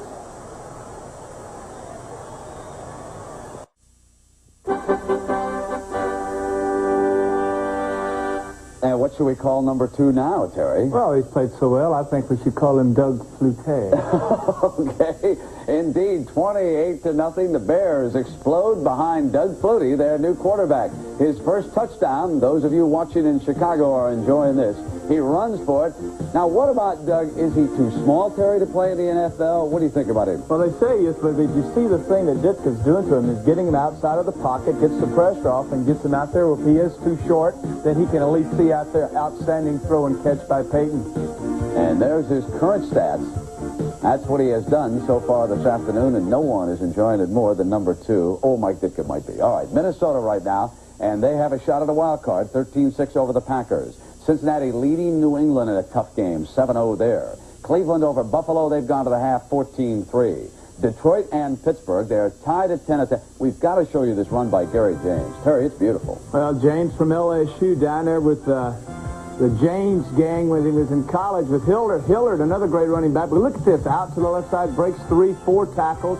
Now he'll break another. Mike Merriweather, 57, will get a hand on him. He just knocks him off and goes in. Really an outstanding run. Great number for running back, 32, right? Tied at 10. In other action right now, 17-7 Atlanta over Indianapolis. They are at the half. 3 touchdown passes by Dan Marino in this game. They lead the Saints. Denver has come back on a John Elway touchdown pass to tie Kansas City. St. Louis and Philadelphia battle of the field goals so far. And the big game in the NFC East right now at the half, the Giants lead the Redskins 14-7. Lawrence Taylor. In Chicago, you talk about Dick Butkus. In New York, they're forever going to talk about number 56. Look at the blow he delivers. Fortunately for the Skins, they were able to pounce on the football, and they did not lose it. Now, this is a great pass to Mark Bavaro, Terry. Good job of Bavaro. Man-for-man coverage, took his man outside, came back inside. Sims got the ball to him. Now, what about Gary Clark, the primary target here for Jay Schrader? Well, Schrader hasn't had enough time, as you saw earlier, with Lawrence Taylor on his back, but he does get this ball off. And Clark and Monk, the 2 fine receivers for the Redskins, this is the thing they do best. After they catch it, Brent, they are able to run with it.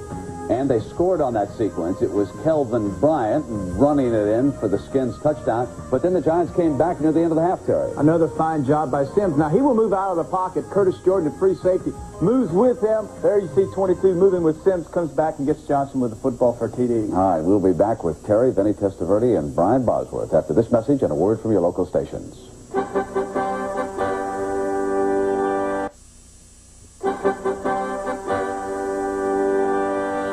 Welcome back to New York, and joining Terry Bradshaw and me now, the Heisman Trophy winner, the great quarterback from Miami, Vinny Testaverde, and the equally outstanding linebacker from Oklahoma, Brian Bosworth. And Vinny, I know it was a great pleasure for you to meet Terry Bradshaw, who, like you, was the first player picked on a college draft by the NFL. It is, Brian. It's a great pleasure to finally meet Terry Bradshaw, my idol of a very long time now. Yeah, you see, they still remember you.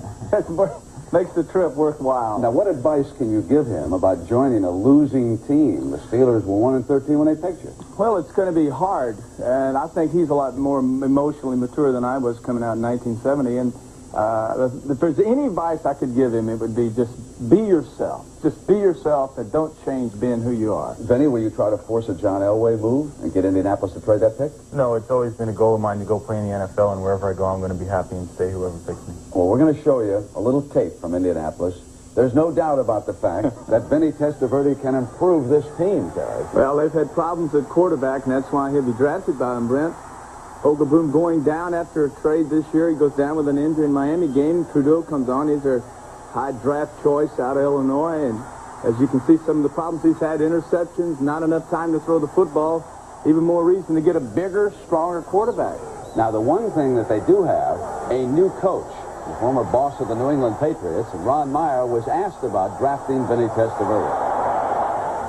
No question that Vinny Testaverde is just extremely talented and would be a, quote, impact player. So I don't think there's any doubt about where you're going. We'll see what happens when draft day comes along. Now, Brian, you're in a little bit different situation. You don't have to declare for the draft, right? No, I don't. Vinny is in a system that is designed for seniors to go exactly where they're supposed to go. I'm in a different situation completely. I can declare. I don't have to declare. If you knew you were going to be drafted by the Raiders, would you declare? Yeah, I probably would declare. Who gets an opportunity to play for the Raiders very often? Jim McMahon wants to play for the Raiders very badly, and he's stuck in Chicago. So, what would you do? Brian, wouldn't it be a challenge, though, to step into something like the Green Bay Packers and help turn that team around? I can tell from your eyes. I agree with I don't think you need an answer. No, the challenge is not there. It's not that. You know, I'm used to losing in high school, and I got the taste of winning in college. I don't want to give that up. You know, I want to ask both of you a question about the college system in general. Are we being idealistic to demand that our athletes also be full-time students? Are the demands so severe on your time as football players that we can't get to class and can't get degrees in a majority of situations? How do you feel about the way it's run in college athletics, Brian? Well, I think it's run somewhat shoddy in a lot of situations. College athletes are put in a very difficult situation. They got to go to a full-time job, which is football, which sometimes runs in overtime. We put 60 hours a week into a football situation, and then we're relegated to go to class for 15, 18 hours a semester and required to make the grades to be eligible to play the next season. It's very tough. Benny? Well, like Brian says, it is tough to do, but anyone that goes through it and does it matures mentally very well. Do you think our amateur athletes should be paid at the collegiate level, or should it be maintained the way it is now? I think it should stay the way it is because it brings a lot more fun to the game. Well, that's where Vinny and I, Vinny and I are two different people in college football. I suggest we get paid, simply because of the fact of what we do on the field. We bring a lot of revenue into our particular schools, so we need to bring a little bit more back out and support our college football players. You get to cast the tie-breaking vote. Well, I disagree with Brian, and I agree with Vinny. I think amateur athletics should stay just like that. He's the quarterback. I'm being very honest. I really don't. I never have been one for the pay scale. I like it where you have to work for it. All right. But you're working for free. Two different points of view. We'll let you decide which one you like. And right now, let's send you back to the stadium and the game you're enjoying on CBS.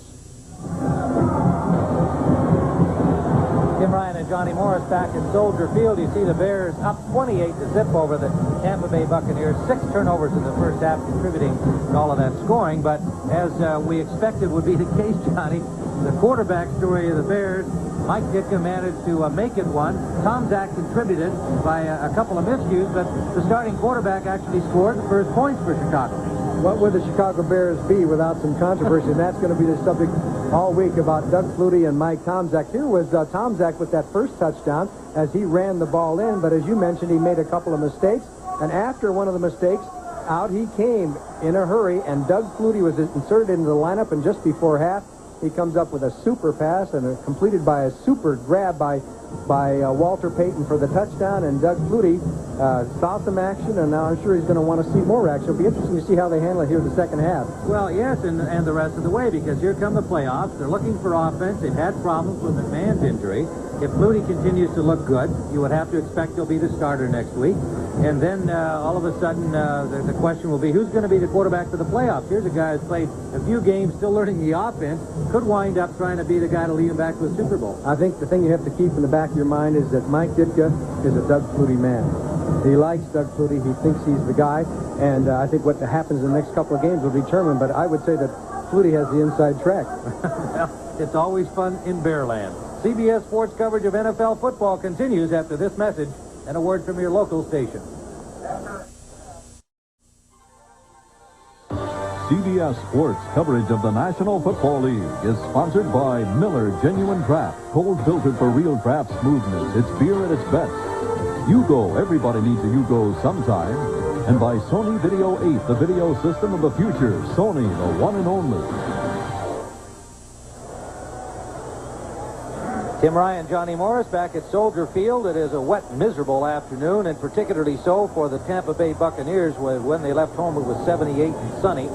And here it's 0 and 28. And that's not degrees, that's scoreboard numbers for the Bucs. And you can see 4 turnovers really hurting their cause, and 28 points resulting from them.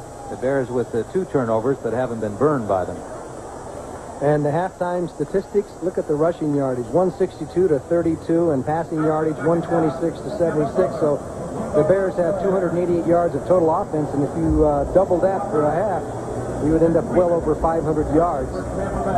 Steve Young, 7 of 14 for 76 yards with 1 intercept. Flutie, 2 of 6, 79 yards, and his touchdown strike to Walter Payton. Tomczak left the game 3 for 6, 47 yards, and an interception. A couple of passes were dropped on Flutie. He shouldn't be only 2 of 6. He should be 4 of 6. Butler with the kickoff as Tampa Bay defends to our left, and it's Kevin Walker with the return. And he gets out over the 25 to the 27-yard line for Kevin Walker, the rookie defensive back, just recently activated from injured reserve. Thomas Sanders made the tackle, and Steve Young will try to get something started here. He did his part in the closing seconds of the first half and could have reduced the margin down to 14 points, but Wilder's second fumble of the game led to the Bears' final touchdown of that first half. It remains in the high 30s here, and this could be snow at this time of year in Chicago, as most of you well know, but it's certainly not a pleasant afternoon. First down.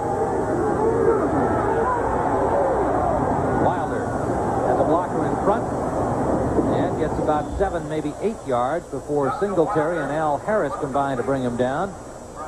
Al Harris in the spot normally occupied by Otis Wilson, who's up here in this press box area watching the game, serving his 1-game suspension. Harris made a good play that time. Sean Farrell had the block on him, and he avoided the block and made the tackle. But a gain for the Buccaneers. They have about a 3rd and 4 situation. 2nd and 4. 2nd and 4, I'm sorry. Wilder and Springs, the running back. Springs in motion. Good hold for Wilder, and he has a first down. Out to the 39-yard line. Steve McMichael tripped him up. Good job from the left side. Yarno and Taylor. You can see how difficult it was for Steve Young to get anything going here. He was starting at best from his 26-yard line, and all kinds of bad things happened when they started to move the ball upfield.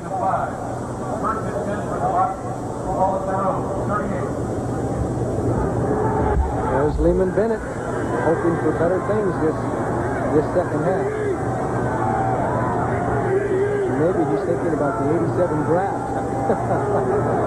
First down. Young rolling and again eluding the rush from Hampton, and the pass is broken up. Diving Gary Fensick, and a pass intended for Vince Heflin out near midfield. A flag down behind the line of scrimmage, and there may have been a hold on Hampton because he was trying to break loose from his blocker to get to Young. George Yarno was there, and that may be the call on him. He had a tough job of trying to block Hampton. Number 66, Tampa Bay, 10-yard penalty, received first down. He says, no, I'm not guilty. There's a man who's played almost every offensive line position for Tampa Bay. He's moved around. Steady performer. It'll leave 1st and 20 for the Bucs, and they'll be back at their 27-yard line.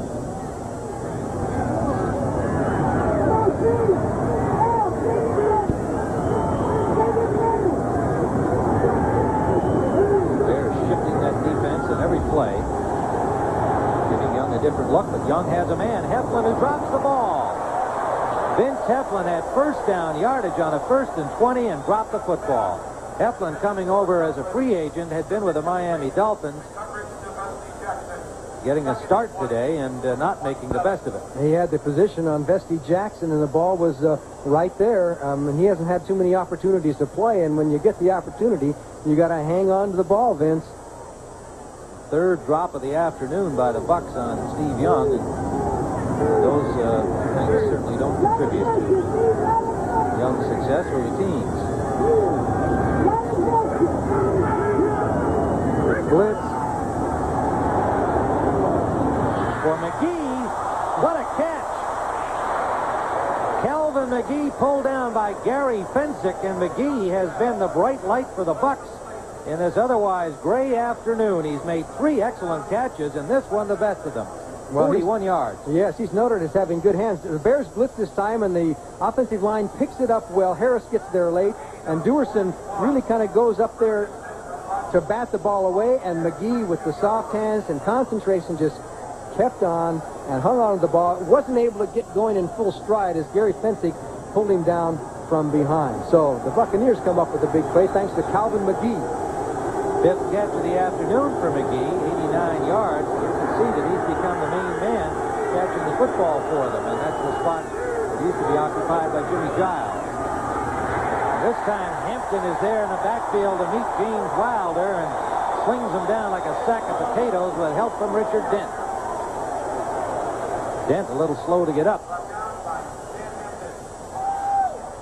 And Hampton got in there so quickly from the backside that nobody even blocked him. And by the time coming from the I formation, Wilder had no chance to even get to the line of scrimmage. And Dan Hampton, one of the best in the business, along with Richard Dent, pulled him down. It just has not been Wilder's day. 2nd and 15. James Wilder, 26 yards on 10 carries.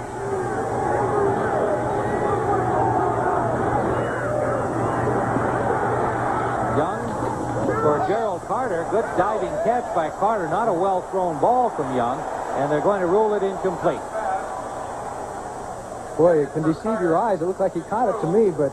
They made a good effort. He got down to the to the ground, but ruled incomplete. Okay, we're going to find out right here because it's coming right in. Oh, there, it slipped through. Yeah. Yeah. Incomplete pass. Third down and 15.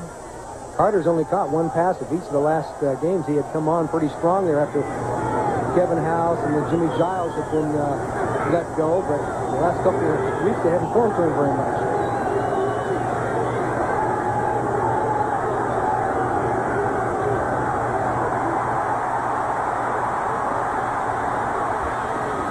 Young chased out of bounds. Good coverage downfield by the Bears. Singletary, the pursuer, and they will have to punt.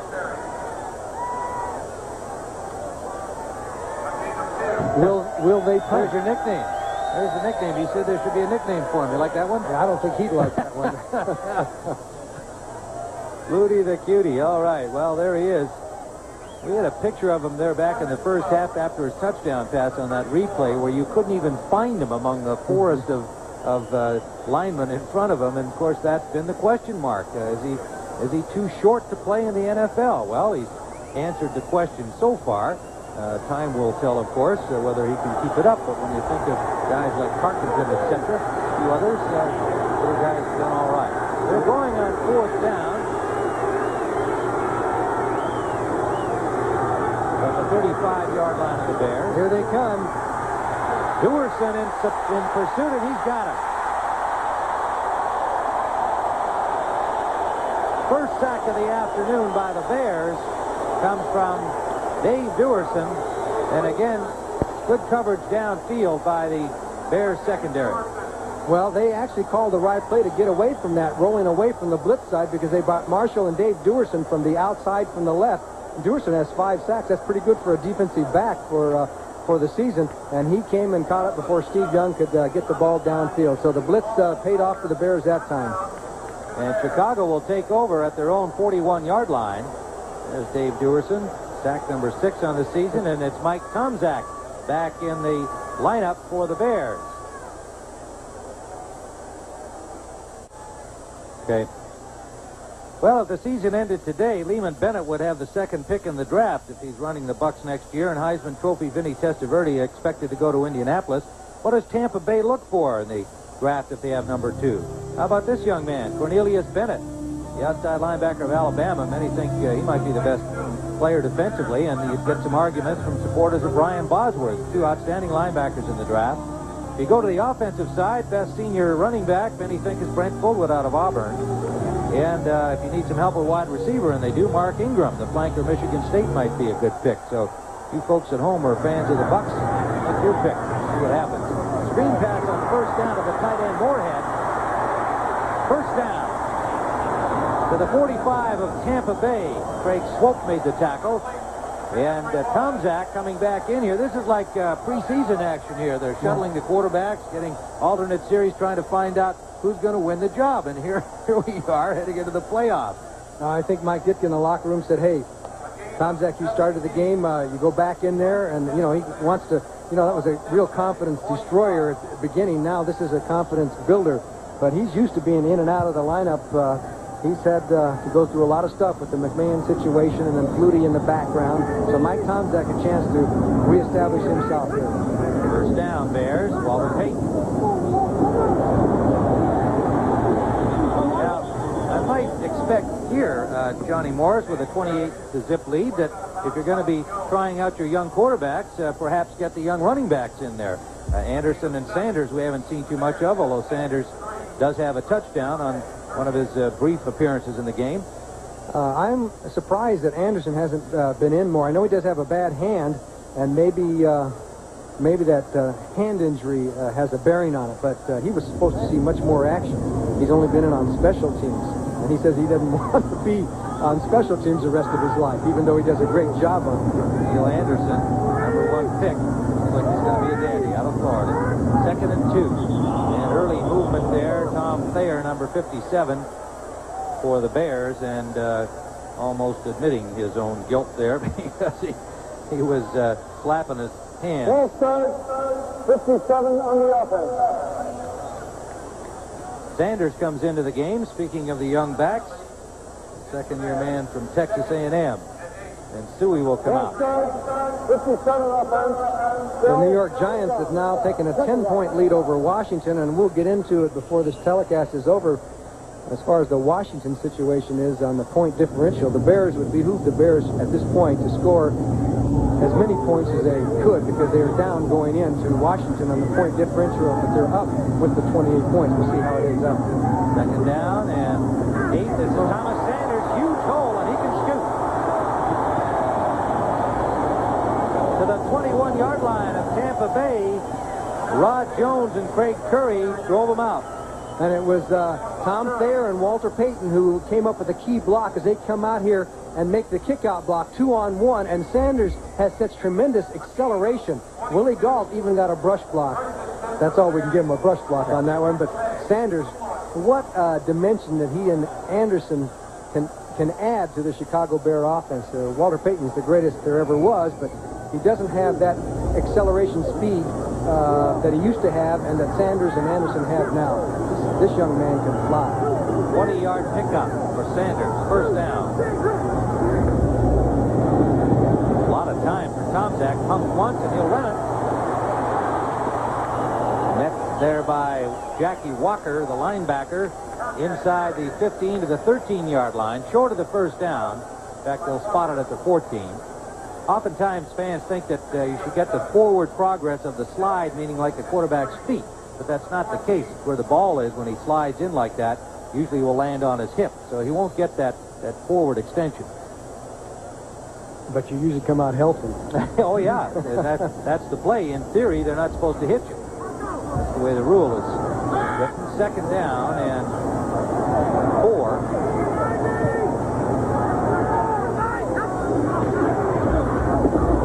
Trying to find some room, picks his way close to the first down. Bob Nelson made the tackle.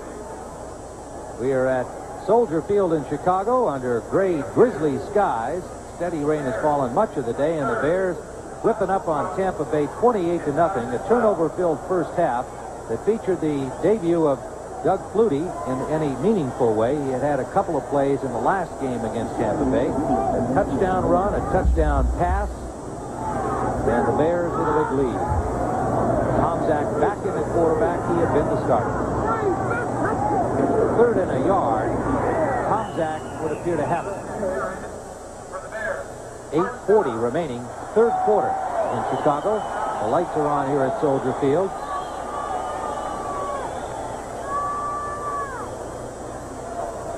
Do you realize that the Bears have only given up 150 points the entire season, and they have a shutout going?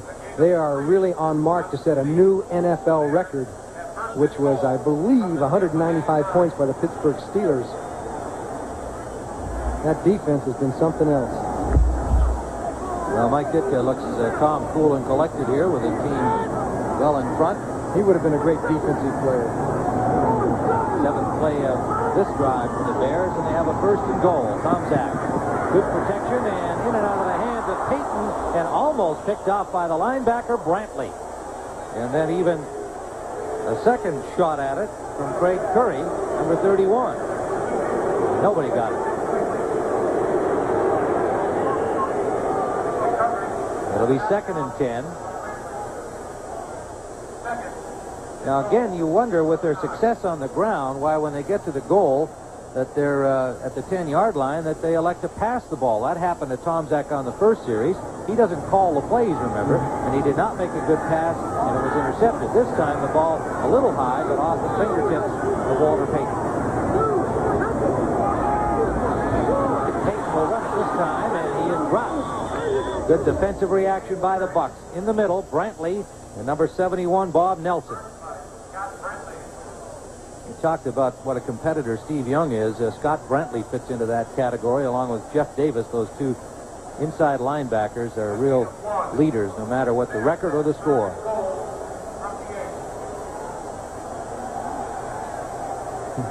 ...201 yards rushing for the Bears to only 33 by Tampa Bay. And the Bears are leading Atlanta, trying to win the rushing title for the fourth year in a row. Third and goal from the 8. Tomczak, and touchdown.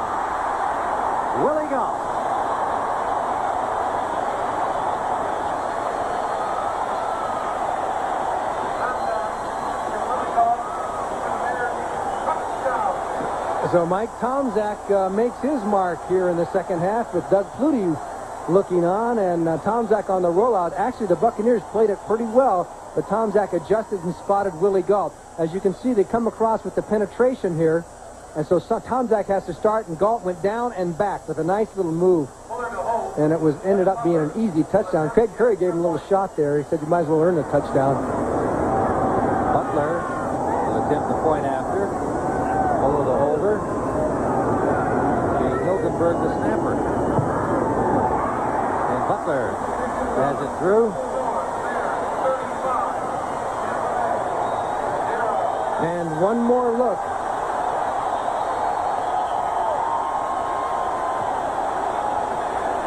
.35-0. Jim Ryan and Johnny Morris here at Soldier Field in Chicago, where we have what you call your basic blowout underway, 35-0.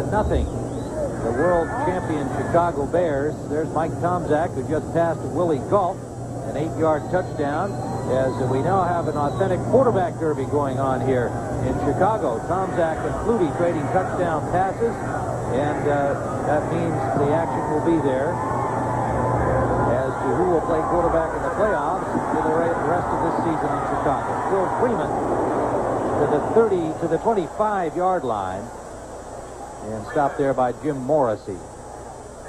Well, the Bears can look ahead to playoff activity for sure in pursuit of the Super Bowl, but they want the home field. It's so critical, and this is the picture now.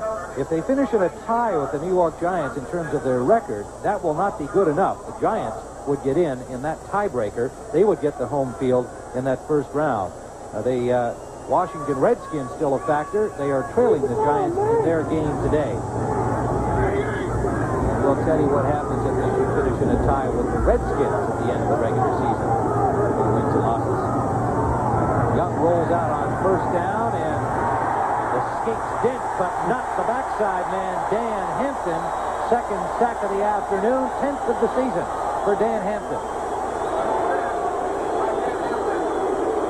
2 weeks ago, Hampton had 3.5 sacks, and now he adds another one, goes into the double figures. He's not talking a lot this year. He's doesn't say much to the press, says, I don't have anything to say, I just want to play football, and he does a good job. You've got to give the rest of the defensive line some credit there, because they forced Young out of the pocket, and Hampton just didn't give up on his from the backside and got the sack. The Bear defense is awesome.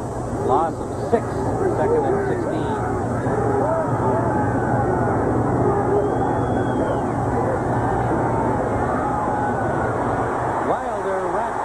Corner by Al Harris. Half yard at most. And now if the Bears should finish tied with Washington, you'd have this circumstance here. The common games. Common games would be the tiebreaker to determine between those two teams. And you see that Washington has Philadelphia remaining. Chicago has Dallas remaining. Now the Bears, we'll explain that last one in a second. Let's watch this play. I hope you brought your PCI with you for that one. Third down at 15.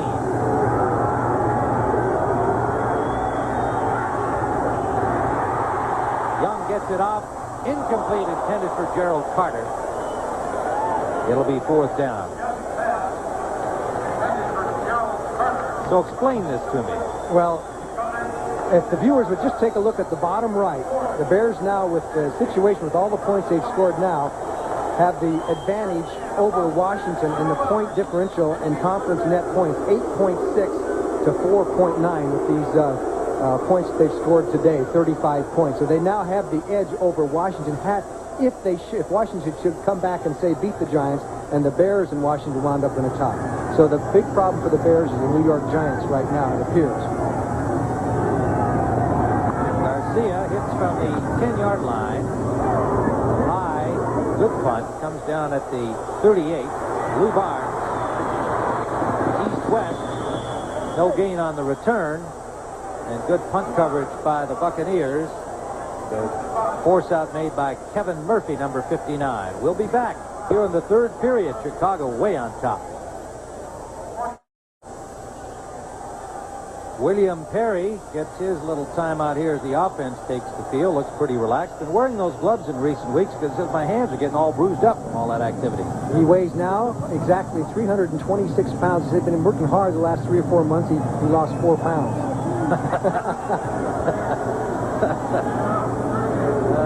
What a phenomenon.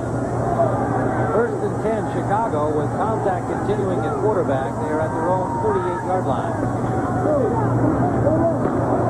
Walter Payton, good job on the corner. Craig Swope, number 41. A late flag comes down. Right now, let's take you to Brent Musburger in New York. No, let's stay. Are we going to stay here? Or are we going to go to Brent? Let's get the flag. You know, that one, this penalty may go against Payton. No, they're going against... little face mask. Yeah, it looked like Payton came out with a straight arm and grabbed the face mask, but we'll see how... We'll take a look at it. Personal foul, 15-yard face mask penalty, number 41 defense, 15 yards. It was a... Yeah, he got him on the way down. I thought maybe they had called it on Payton because he had kind of grabbed into the face mask of Swope. Well, it looked like he had just the heel of his hand up in a straight arm, though. And they gave him the full 15. That wasn't the old grasper. That was the big penalty. I think he was trying to get even. He got ticked off because he got the old-fashioned straight arm out of the 1920s from Payton. So it's all the way down to the 47-yard line. Craig Swope, rookie from Illinois.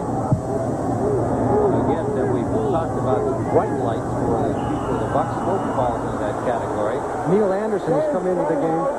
And I think there was a mix-up between Anderson and Tomzak as to what the play was going to be. So Tomzak calls timeout. And now we'll go to Brent Musburger in New York for an NFL update. All right, Tim. The Bears may be losing the home field advantage for a championship game against the Giants because against the Redskins, Phil Simms has thrown for that touchdown to Phil McConkey. It is 24-7. The Cardinals and the Packers are left after today for the Giants. A sweep ensures them of the home field. Back to Tim. What a job by those New York Giants. A lot of people think they're the team of destiny this year.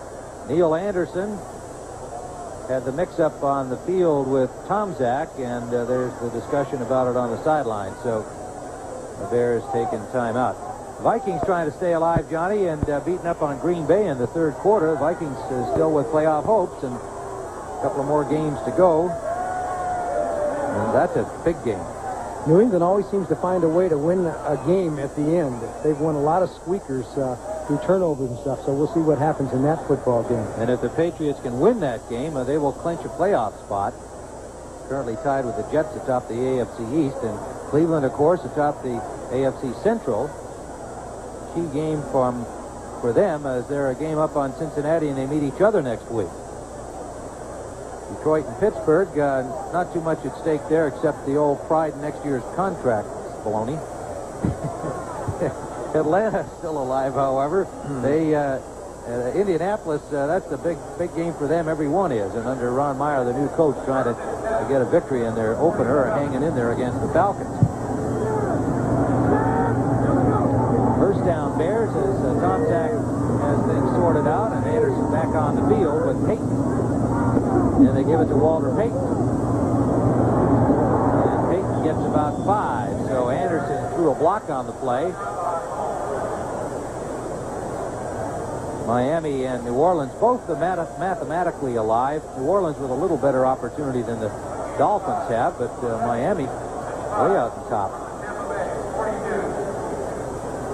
Kansas City in front of Denver. Imagine that. Well, we've had 2 scores on that. We ought to check that, whether it's Denver 17-10 or Kansas City 17-10. All right, we will check that. Second and 6. Tomzak under pressure from Brantley gets it off, and Reichman is battered around but picks up about a yard, avoiding the loss. But one of the rare times that the Bucks with a blitz have had real good pressure on, it was Brantley chasing Tomzak, and Holmes made the tackle. That score was correct. Kansas City is beating Denver 17-10 in the third quarter. Todd Blackledge, the quarterback for the Chiefs today, and already has thrown 2 touchdown passes in that game. Come on now, make it good. Make it good. Bears are 9 of 11 on third down conversions in this game. 9 of 11. How's that for an average on third down? Blitz again. And wide open is Peyton. Stopped short of the goal line by Ivory Sully, number 44. But he was all alone. Tomczak found him. And the Bears are on the doorstep again. 40 yards on the play. There was a mistake in the Tampa Bay secondary. Tomczak spotted it as Peyton came out, went straight down the field, and then heads for the goal line. And Ivory Sully runs him down from behind. Peyton, as great as he is, that's the one area when he gets out and gets in the open field, he doesn't have the speed that he used to have. And Sully gets him before he gets to the goal line, but the Bears threatening again, and this is really becoming a blowout. Third catch of the day for Peyton. He's already got a touchdown from Doug Flutie at 98 yards, make it 97. And it is first and goal from the 1. Oh, what a play to trip up Walter Payton. That is Kevin Murphy, the rookie linebacker from Oklahoma, getting some time in Washington's spot. He's number 59, and watch him come across the line of scrimmage. He avoids the block and then just puts the hit on Peyton. And he's one of the guys that Lehman Bennett wanted to get a good look at, along with Jackie Walker, and try some of these young linebackers who are such tremendous athletes. They have some talent at that linebacker position. That was an outstanding play by Murphy because he had to shed the blocker, slice his way through, and it's a 2-yard loss. Second and goal out of the 4-yard line. Peyton inside, touchdown.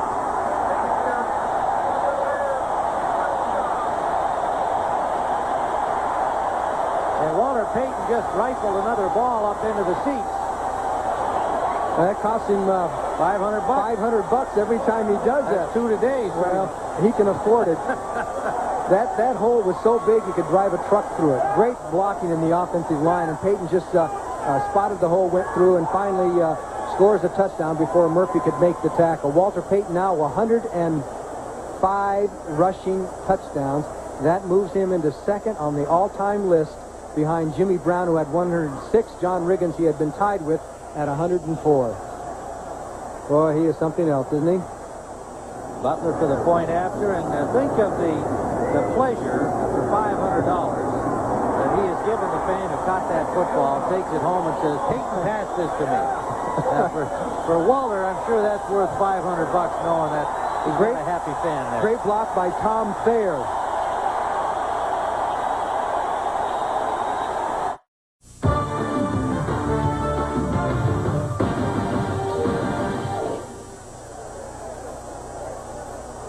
Well, next Saturday, NCAA college basketball action opens on CBS, and it'll be the defending Pac-10 champion Arizona against Georgetown. The Hoyas, led by Reggie Williams, next Saturday on CBS, the home of the NCAA championship, and that home for at least another 3 years as of yesterday, we're happy to say. Kevin Walker returning the ball up over the 35 to the 37-yard line. And then Maurice Douglas made the stop. Giants seem to be in control at RFK Stadium, 24-7 over Washington. And Kansas City continues to hold their 17-10 lead over Denver. And next week, the Redskins will be in Denver.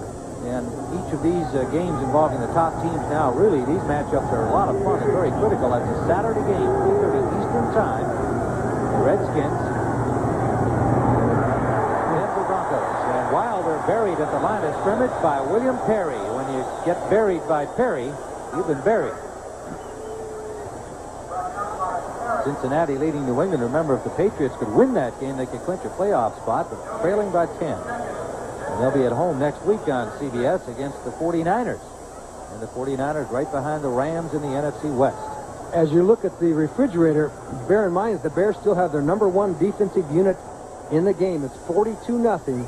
And that makes you know that they're aware of the point situation and also that the defense wants a shutout. Steve Young on second down, gets it off to Wilder. He's picked immediately by Dewerson and held to a 2-yard gain.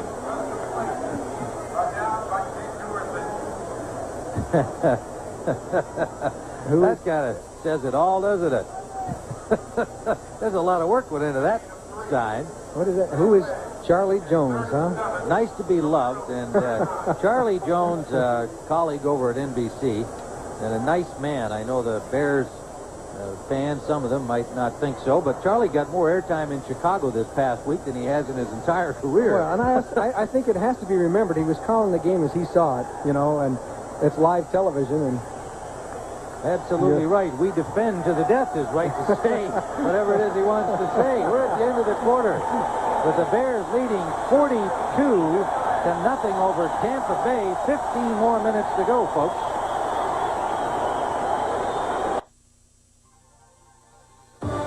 CBS Sports coverage of the National Football League is sponsored by Hewlett-Packard, the people who turn your business computing problem into a business computing solution. Miller High Life. Miller made the American way since 1855. And by Honda, who invite you to experience the Civic four-door sedan at your local Honda dealer. Tim Ryan and Johnny Morris looking at Doug Flutie warming his hands on the sidelines, and it would appear that he's going to come back in to start play when the Bears get the ball as we begin the fourth quarter here at Soldier Field. It is third down and 7. Steve Young is 3 of 7 converting in this situation today, and it's intercepted by Todd Bell. And Bell laterals the ball, and oh, look at this! Oh, my goodness! It is Heflin. Vince Heflin has the ball handed to him by Mike Richardson. They thought they were playing rugby there for a while. Well, at 42-0, the Bears pulled out all the stops. Have a little fun there laddering the ball around, and there's a little extra heavy chewing going on the old bubble gum there in the jaw of the coach, Ditka. Okay, it's Todd Bell who makes the interception. He's covering Carter, and I don't think Young even saw him. He sneaked in behind it now. As they close in on him, he laterals to, I believe it was Richardson. Yeah. And then Richardson says, I don't want it. Let's give it to somebody else. And he tried to lateral off to Vesty Jackson, to Sean Gale. And there's Heflin, sneaks in, takes it down, and one way or another, the Tampa Bay Buccaneers got a touchdown. 47 yards for Vince Heflin. And Donald Igwebuike will attempt the point after. And he's got it. So the Bears outdid themselves, literally, on that play, which will provide some yucks in the tape room tomorrow, I'm sure. Okay, you're going to get one more look at this. Did this go against defensive statistics? Well, I would say it has to. Yeah, I guess it does, but the Bears had the ball. The Bears are, once he intercepts the ball, the Bears, they're on offense. They're on offense. Yeah, some offense. Look at this. It looks like the rugby team effort to lateral the ball, but not a great lateral indeed from Richardson. It goes right to Heflin, and credit him, he was real alert. How about the official? He ran as fast as Heflin did. Okay, we're going to get one more look at it, and I want to watch the official. See if you can see what official this is running down the field. He has got good speed. He's got to be an ex-NFL player. Look at him go. Looks like number 86, Bernie Kukar, the field judge. All right, way to go, Bernie. Good speed. Yeah. Well, 42-7. That livens things up for the Tampa Bay Bucks. Doesn't get them back very close to win this game, but fun stuff for Vince Heflin and an alert play on his part. Donald Igwebuike will kick it off, and Bears on the sidelines here trying to stay warm with Peters.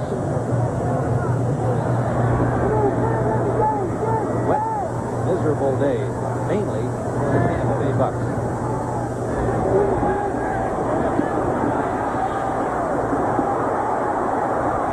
Dennis Gentry over the 30 and to the 35-yard line. The ball came loose, but it was pulled down by K.D. Dunn and appeared to be hurt on the play.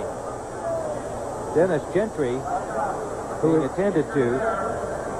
And he is the current leading kickoff returner in the National Football League, averaging 30 yards per return. But while they attend to Dennis Gentry, let's take you to Brent Musburger in New York for another NFL update. Jim, I don't have anything quite as wild as you just saw in Soldier Field, but Here's why the Giants are dominating the Skins. Jay Schrader has thrown 5 interceptions this afternoon. And Phil Simms was just intercepted, by the way, for the Skins, who are holding out a slim chance of coming back. Let's return you now to Tim Ryan. All right, Brent, so that Giants' outstanding defense, second only to the Bears by consensus, I would think, forgetting stats or anything else, just in terms of personnel and the way they play.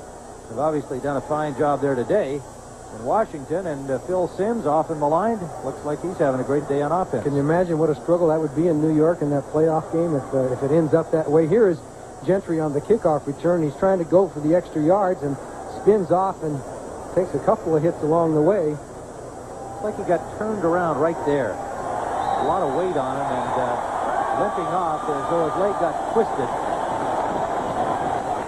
And fortunately for Gentry and Bears fans, there he goes jogging out. He wants to run off the field and gets a hand. And we do see the return of Doug Flutie. And this is not preseason, folks. There are only 2 more regular season games to play. But the rotating quarterback system of the Chicago Bears, the Super Bowl champs. Doug Flutie, his turn from the 35. Calvin Thomas and Tom Sanders are the running backs.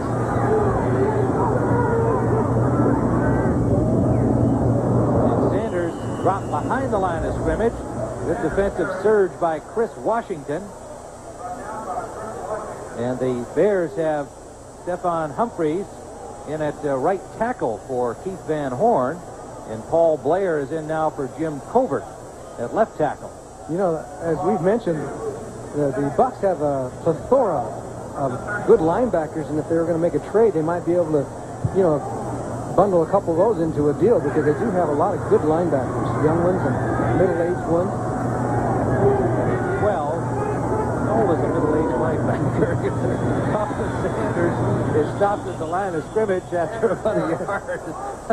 Well, middle-age is like 27, 28 in football, as Cincinnati still leads New England 17-7 as I get off that subject. Cleveland 21-10 over Buffalo. Looks like the Browns are going to win that game. Pittsburgh has taken the lead over Detroit. And Atlanta, who's been running the ball quite a bit today, too, 23-14. New Orleans closed the gap on Miami. They're now in the 4th quarter of that game. Kansas City now 24-10 over Denver. 3rd down and 9. Larry Rubens is in at center for the Bears, so they've got a lot of these substitutes in. And Moody flushed from the pocket by Holmes. Gets the ball off and almost intercepted. It was McKeever, Vito McKeever, as the ball intended for Emery Moorhead. Broken up by Vito McKeever. That was a Flutie floater. That one didn't have much zip on it. Flutie floater, all right. Actually, he would have been much better off there from the Bears' point of view to take off and run. He had a lot of running room. So Maury Buford comes in to punt with 13:04 still to play here in regulation time, and Kevin Walker is the deep man for the Bucs.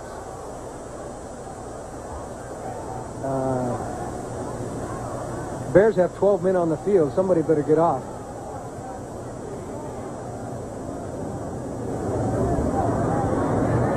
I think. 11. You see 11? George, what did you tell me about George? Buford got a dandy away, backing up Walker to the 12-yard line and hit immediately by Neil Anderson, the highest paid special teams player in the league. #1 draft choice. 52-yard punt and an open field tackle by Anderson. We'll be back with the Bucs backed up again.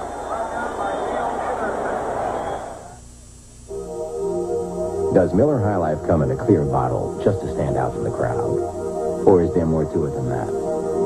You see, Miller High Life is brewed dark and rich from this special and expensive roasted malt. How dark and rich? Compare Miller to the other leading premium and see the difference for yourself.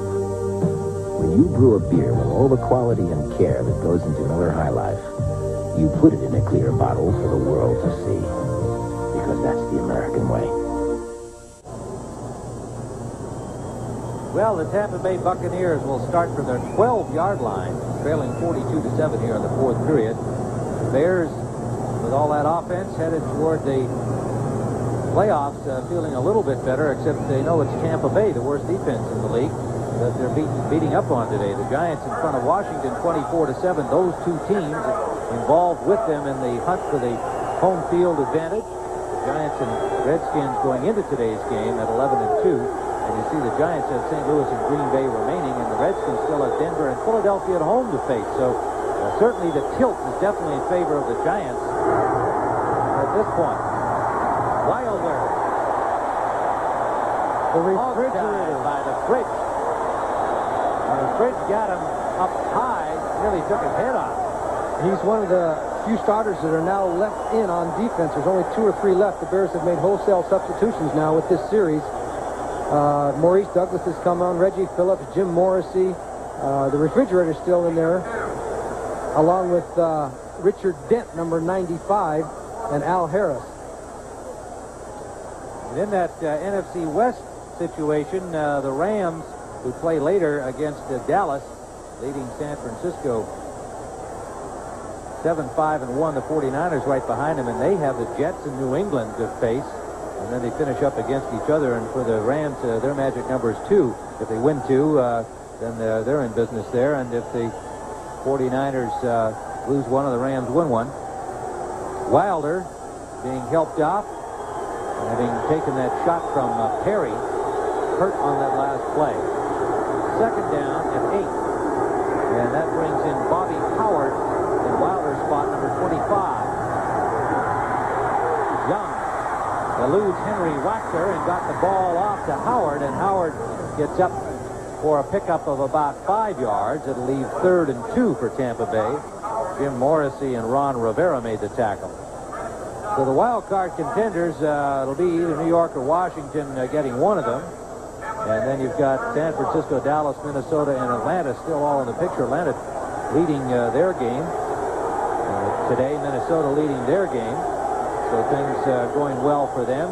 Dallas, on the other hand, masters of their own destiny, and they could win the final 3 starting tonight against the Rams, so they make it.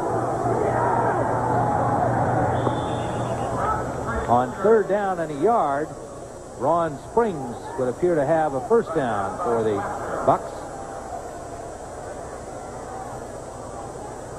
There, the Vikings commanding lead over Green Bay in the 4th period. So, and Atlanta, as we pointed out, still ahead of Minnesota. Atlanta would move to 7-6-1. Minnesota would move to 8-6. 2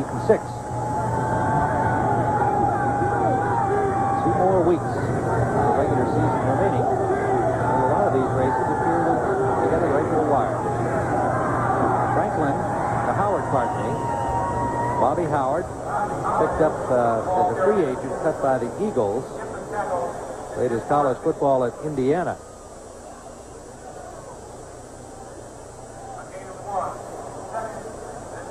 Call it a 2-yard gain for Howard. A 2nd and 8 for the Tampa Bay Bucks, and the ball at their own 24-yard line with 10:41 to play, down 42-7. Their only points coming on that bizarre play with the Mike Richardson lateral to Vince Heflin of the Tampa Bay Bucks. Play-action pass, McGee rumbles downfield and is met by 3 Bears at the 50-yard line.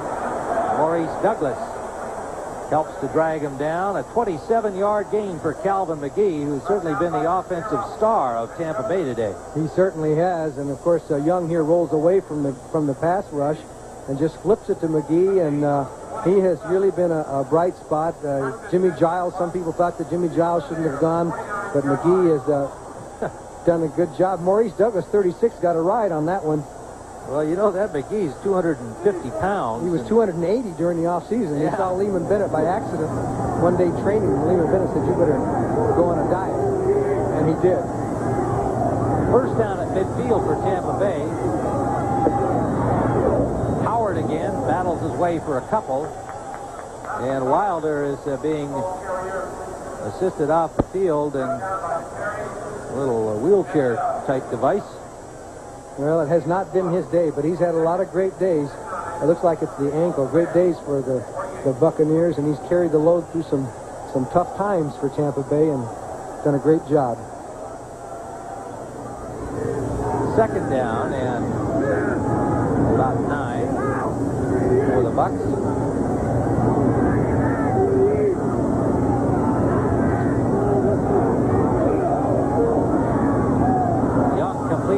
Carter. And another first down, Tampa Bay. Moving into Bears territory at the 33. Maurice Douglas made the stop. 15 yards on the game. What do you think is going through Mr. Culverhouse's mind as he watches this football game? Well, you know, I guess the same thing that he's gone through in 11 other games. This is just worse in terms of the score, although they've been really giving up a lot of points lately. Clearly, Coach Bennett, his job is on the line, certainly that of the staff underneath him. And, you know, if you get a new man in there, that means that probably a lot of players' jobs are on the line, even if Lehman gets the return. So these are difficult times. It's tough business. Fumble win. A loose ball at the 35-yard line. And for Hugh Culverhouse, pretty classy individual indeed. You know, he's had to suffer through so much as the owner of the Tampa Bay Buccaneers. It's supposed to be fun to own a football team. He hasn't had much. Bennett has had a lot of injuries. This team has had a lot of injuries. I think 24 roster changes in the last few games. That hasn't helped the cause. And then they made a lot of changes in personnel. So I think what Mr. Culverhouse has to do is kind of assess is the overall move of what Bennett has done in his philosophy in trying to rebuild, whether it's going to work or not, or whether he has to change to another man. Well, and then they look to, you know, to a big draft choice, the number 2 pick if it stays this way. They lost Bo Jackson this year. That hurt. This is Howard. Howard wide open, and he has a first down and blasts his way inside the 10-yard line to the 8. So the Bucs now, with an offensive move, are in scoring position in Bears territory, a 29-yard gain. Maurice Douglas finally got him. See 25, he's sneaking in through the middle of the line and just sneaks out on the outside there and fooled the Bear defense. And we must point out that the Bears have brought in some people who haven't played very much. Maurice Douglas just reported to the team and some of these guys, so the Buccaneers are taking advantage of that. Young is 14 of 25 now.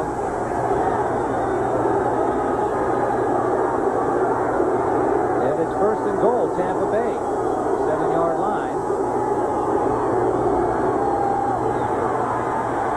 Young throws to the corner for McGee, and he can't quite get there.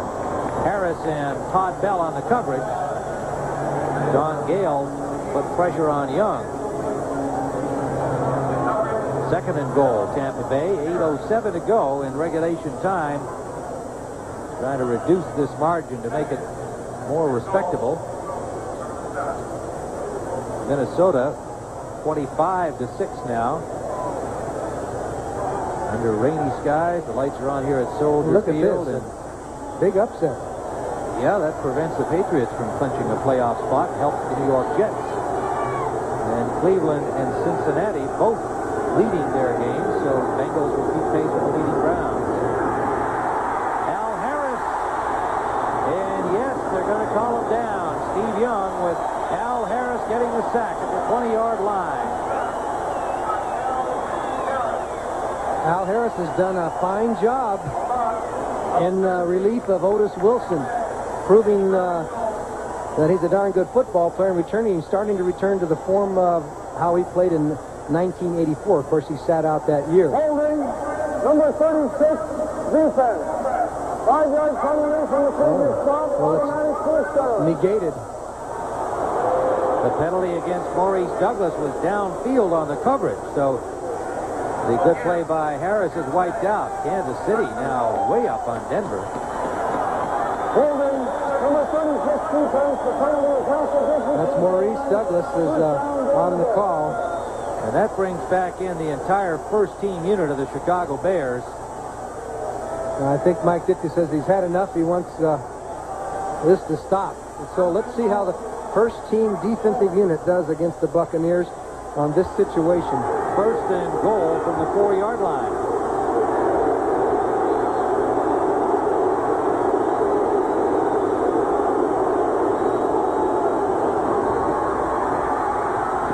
Young will score. Touchdown. A flag down again. And a holding signal against Tampa Bay.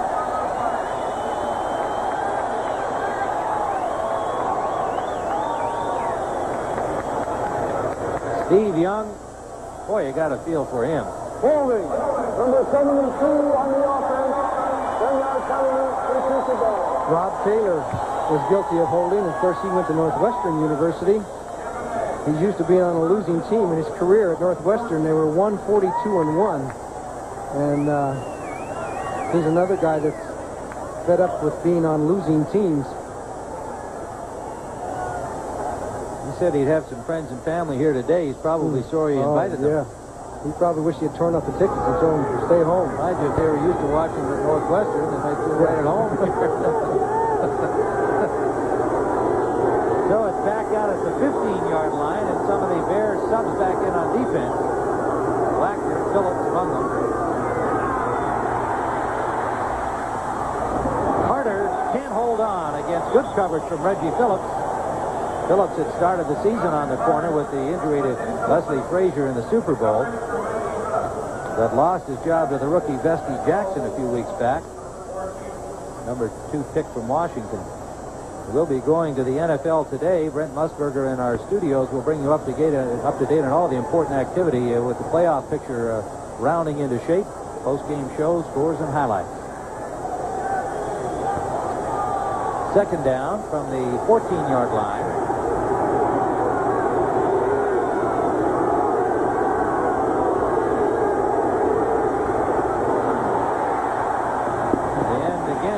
Some pressure. Young this time didn't get the ball out to Ron Springs, blitzing up the middle, and Young looking inquiringly at Springs as though he didn't expect him to be over there where he was, but just looked like a short pass.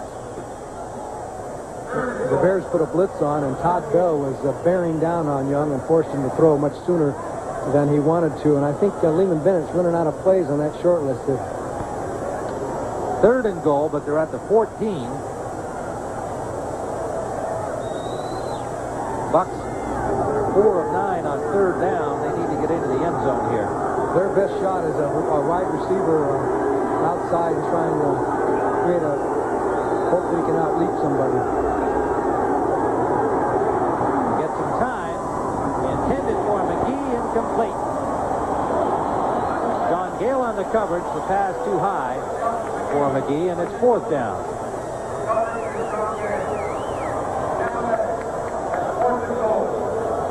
Now remember, Young was in the end zone and was called back by a holding penalty. That's the kind of day it's been for Lehman Bennett and company. Well, Young's statistics are going to go down today. Overall this year, despite the losing record, his stats and his percentage of interceptions were only 2.9% going into this game. And that's real good, especially for a young quarterback. You know, he's got good stats despite their poor record. Brought about everybody up onto the line of scrimmage. Young said, I think we better think this over here. Number 1. With fourth down, so a timeout on the field, 7:18 to play, and we'll be back at Soldier Field in a moment. Now this bird is in the backfield of the Tampa Bay Bucks at the moment, and actually found something out there on the artificial turf. Pretty creative pigeon. I'll tell you, when he crossed the 30, he let us know what he thought of his game, too.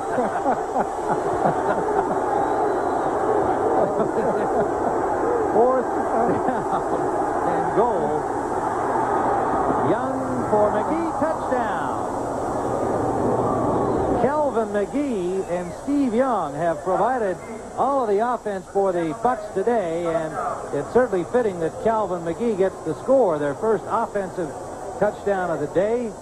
A 14-yard strike from Young to Calvin McGee. So taking the timeout was the right thing to do. They got themselves organized, and the 7th catch of the afternoon by Calvin McGee produces a TD. Okay, Young just hung right in that pocket. He decided he was going to throw that ball even if he was going to take the punishment. Sean Gale went for the to bat the ball away and didn't do it. And you're really right. Calvin McGee is the story of this football game for Tampa Bay. 129 yards of offense and a touchdown. Donald Igwe-Buike has the point after. And so the Bucks show a little character, hanging in there for the score on fourth down. Young got it to Calvin McGee. And watch how high Perry gets up here on the left of your screen. And vertical leap right here. Is that amazing? Boy, that was amazing. He just didn't time it quite right. And McGee has the touchdown. That is a lot of beef and pizza to get off the ground. You know that pigeon is still walking around right out in the middle of that field? We are at Soldier Field in Chicago, where the score is now 42-14.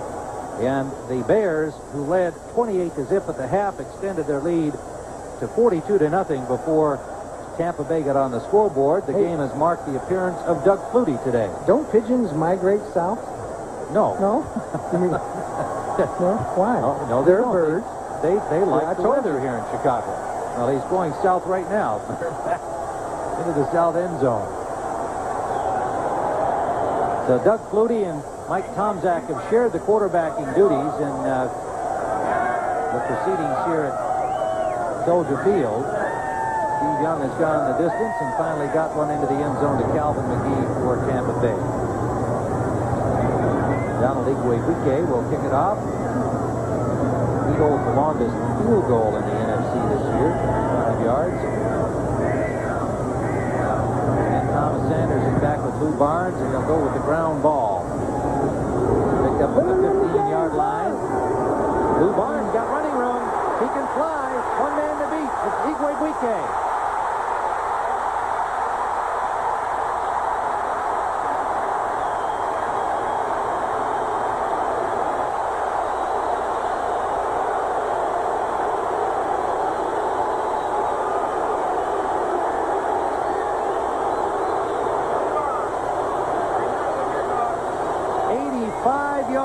For Lou Barnes, the rookie from Oregon.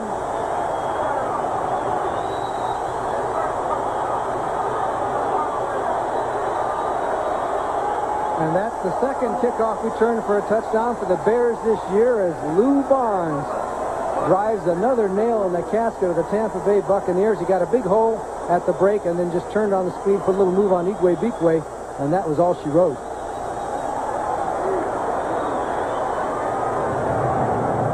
5-yard touchdown return to the kickoff. Fuller will hold for Kevin Butler. High snap. Butler kicks it all the way downfield to the midfield stripe and kicking it the wrong way. Larry Rubens is in at center for the snap normally made by Jay Hilgenberg, and the high pass from center caused the disruption. Let's see it one more time, Johnny. Lou Barnes. It was a squibbler, but you can see right here at the point of attack that there was the big hole that he got through. Now, Igwe-Buike, of course, doesn't play very much, and he just had to give a little dipsy-do to the inside, then turned on the speed, and he was gone. He's got plenty of speed and hopes to play a little bit more as a wide receiver. He gets in on special occasions, but Mike Ditka likes his potential, his future, plenty of speed. Here's the extra point.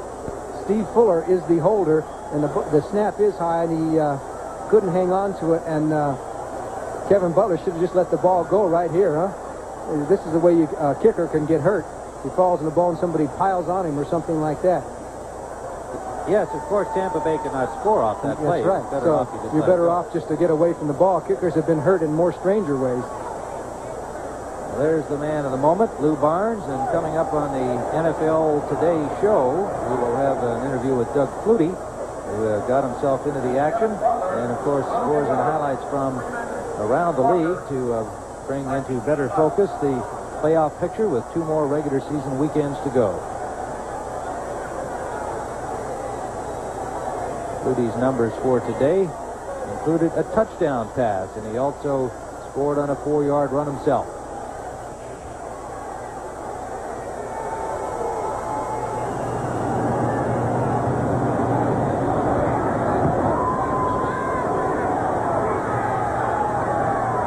Kickoff taken by Phil Freeman. And Freeman gets to the 22-yard line before he is dropped there by Thomas Sanders.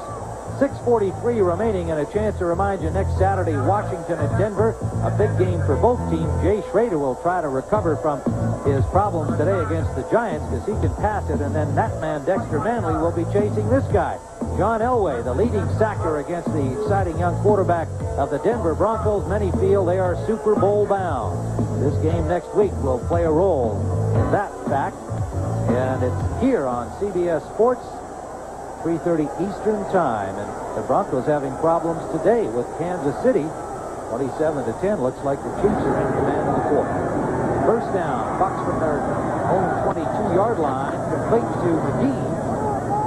And Calvin McGee has a first down. You wonder how this guy can get open so much. He's not exactly a speedster at 250-plus pounds, but a 14-yard gain, and he can catch the ball if you get it to him. And he has gone over 100 yards, and I believe he is. In fact, I'm looking right at the first tight end to go over 100 yards, except for Jimmy Giles. It's first down at the 36-yard line now for the Bucks. Ron Rivera is in, a middle linebacker, giving Mike Singletary a rest. Wagner's in there defensively as well. Several substitutes. Swing pass out for Howard. Behind him, incomplete. You see the water splashing up there. It's been a steady rain all day long here at Soldier Field.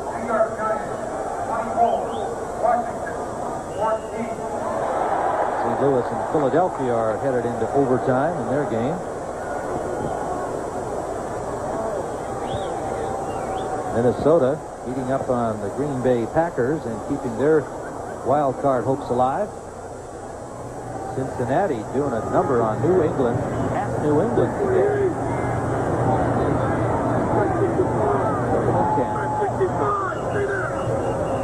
And again, a miscue offensively with Springs and Steve Young having some kind of a communication difficulty. On the quarterback. He pulled his hand out after extending him under center and drew a defensive reaction.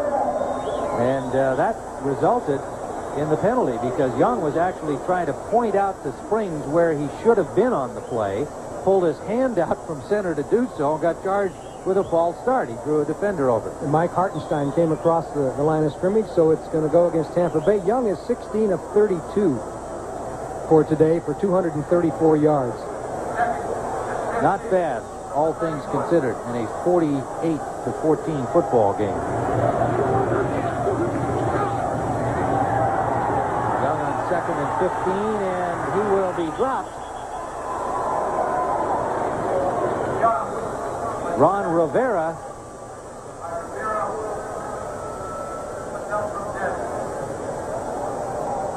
Ron Rivera, who played admirably while Mike Singletary was injured, got that tackle as the clock is winding down. 5 minutes and 45 seconds left in the game.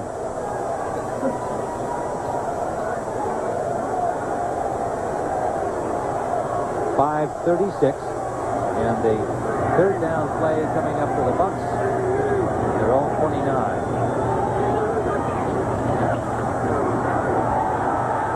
Young eludes one rusher. Slides in, and I mean slides through that slick turf over the 40-yard line, and they'll spot it where his butt made contact with the turf at the 39. So we have a 4th down situation. Garcia is going to punt, and we'll see if Doug Flutie comes back in again. It's going to be very interesting as to how Mike Ditka handles the quarterback situation the rest of the regular season and into the playoffs. Well, he's got a derby underway, it would have seemed. It would appear, because he has not said that he has picked his playoff quarterback. And with Flutie getting action today, he certainly got his options open. Okay, Lou Barnes going to get another shot at the ball, except it's a bad punt off the side of his foot. Frank Garcia, the punter, and it'll stop right at the 34-yard line of the Bears down there by Dunn. And we'll return to Soldier Field, a 48-14 football game. All right, Brent, and yet another quarterback for the Chicago Bears, Steve Fuller. I swear I saw him introducing himself to the players when he went out on the field. Said, "Hi, I'm number 4, Steve Fuller. Remember me?" They gave him a big ovation. The fans here, when Steve came on the field, he had the biggest smile on his face. He hasn't played for quite a while, and now he's getting his shot. He fell out of favor earlier in the season, and his name has hardly been mentioned by Ditka. But Ditka says, "Get in there, let's see what you can do," because he's come through with some big games for them in the past. Well, and they give to Neil Anderson, who gets a first down, out to the 48-yard line. The Bears' #1 draft choice. 13 yards.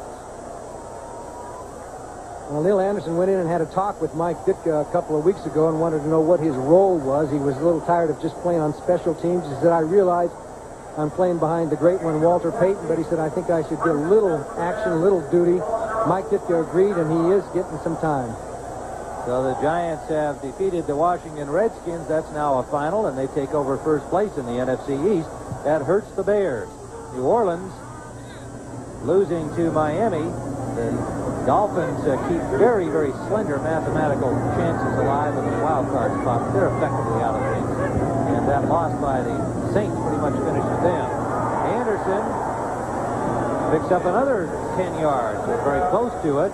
Ron Holmes made the stop. The last time Steve Fuller appeared was November 3rd against the Rams, one of the only 2 losses by the Bears, the other to the Minnesota Vikings. And he has not appeared in the last 4 games. As you can tell, the rain is coming down even harder now as Neil Anderson tries to chew up the yardage. He, of course, the #1 draft choice, and says he likes to run out of the I formation. That's his favorite formation. He says, because I'm deeper, I'm not running sideways. I can kind of look over the defensive line and make my cut. Now they're not in the I formation. He's moved up into the halfback slot. It's second and a yard, and he gave Anderson 9 on the last one, and he has it again and has the first down and breaks the first tackle and gets about 4 or 5 yards. Scott Brantley finally stopped the young man from Florida. Well, following all of our football activity today, the usual exciting evening on CBS Prime Time, starting with 60 Minutes. And that will feature the interview with Rafsanjani, the Iranian the White House wants to sit down with. A year ago, the last American he sat down with was Diane Sawyer. And you'll see that interview tonight on CBS. Followed by Murder, She Wrote, and then the CBS movie tonight, Murders in the Rue Morgue, starring George C. Scott. And the previews of that have been outstanding. Hopefully I'll get home in time to watch the flick on CBS tonight. We'll be back here at Soldier Field with the 2-minute warning having sounded, and the Bears on top 48-14.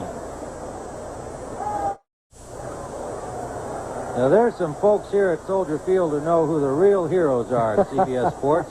They're talking about our technicians. Look what they go through. That's Bob Jamison down there. He's just one of a whole crew here that's been soaking themselves all day long to bring you these pictures, and we thank them all. Another one of our guys down there, and he hasn't even got a rain hat on. Another wet head. Look at that. Indianapolis has pulled ahead, and they're damaging the Falcons' slim playoff hopes, having come from behind and trying to win their first game. Wouldn't that be something under Ron Meyer? Then they'll be saying, well, why didn't they have him at the beginning of the season, right? Ah, yes. Fickle events of the NFL. Kansas City looks like they have dumped the Broncos today. Denver always has problems at Kansas City.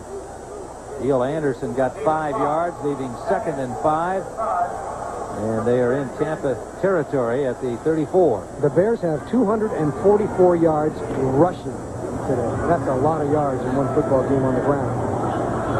Steve Fuller continues at quarterback. And those of you who want to get updated totally on the playoff picture, stay with us on the postgame show. Suey is dropped from behind by Chris Washington. Well, I think we found out in the past few minutes, we know that Neil Anderson can run. Let's see how he blocks, number 35. Wow. Jackie Walker gave him a shot right to the chops, didn't he? Yeah, and he got just straightened up, that young man, too. So he shows he's a strong guy, Neil Anderson, 210 pounds. And he says he'd rather run with the ball. 3rd and 5. It leaves for the Bears at the 33-yard line. Lou Barnes goes wide to the left. Willie called out to the right. Fuller, first passing opportunity. No, they're going to stay on the ground. And it is Anderson dropped for a loss, bringing up 4th down. Ron Holmes, number 90, made the tackle, and time winds down to the 22nd mark, and that'll be it. We'll let it count down here. So the Chicago Bears, with Doug Flutie getting into the action today for the first time in any significant fashion, running for one, passing for another touchdown, and going over to visit with Steve Young, 2 great young college quarterbacks, and I'm sure talking about the frustrations of having to run so much before you can get the ball off these days in the NFL, and Steve Young has put a lot of miles on his shoes over the course of this season. The Buccaneers fall to 2-12. rumors will be rife about the future there of Coach Lehman Bennett, his staff, and I'm sure many of the remaining players on the Bucs, Sean Farrell asking out, etc. For the Bears, they will now be thinking about home field advantage in the playoffs. That was what they were looking for today. They did their part. If the Rams lose to Dallas tonight, then Chicago can count on a home field advantage for the first round. However, the Giants defeating Washington this afternoon are still very much in the picture for the full story of the home field advantage. For Johnny Morris, this is Tim Ryan saying so long from Soldier Field. Stay tuned for the post-game show with Brent Musburger. You've been watching CBS Sports coverage of the National Football League.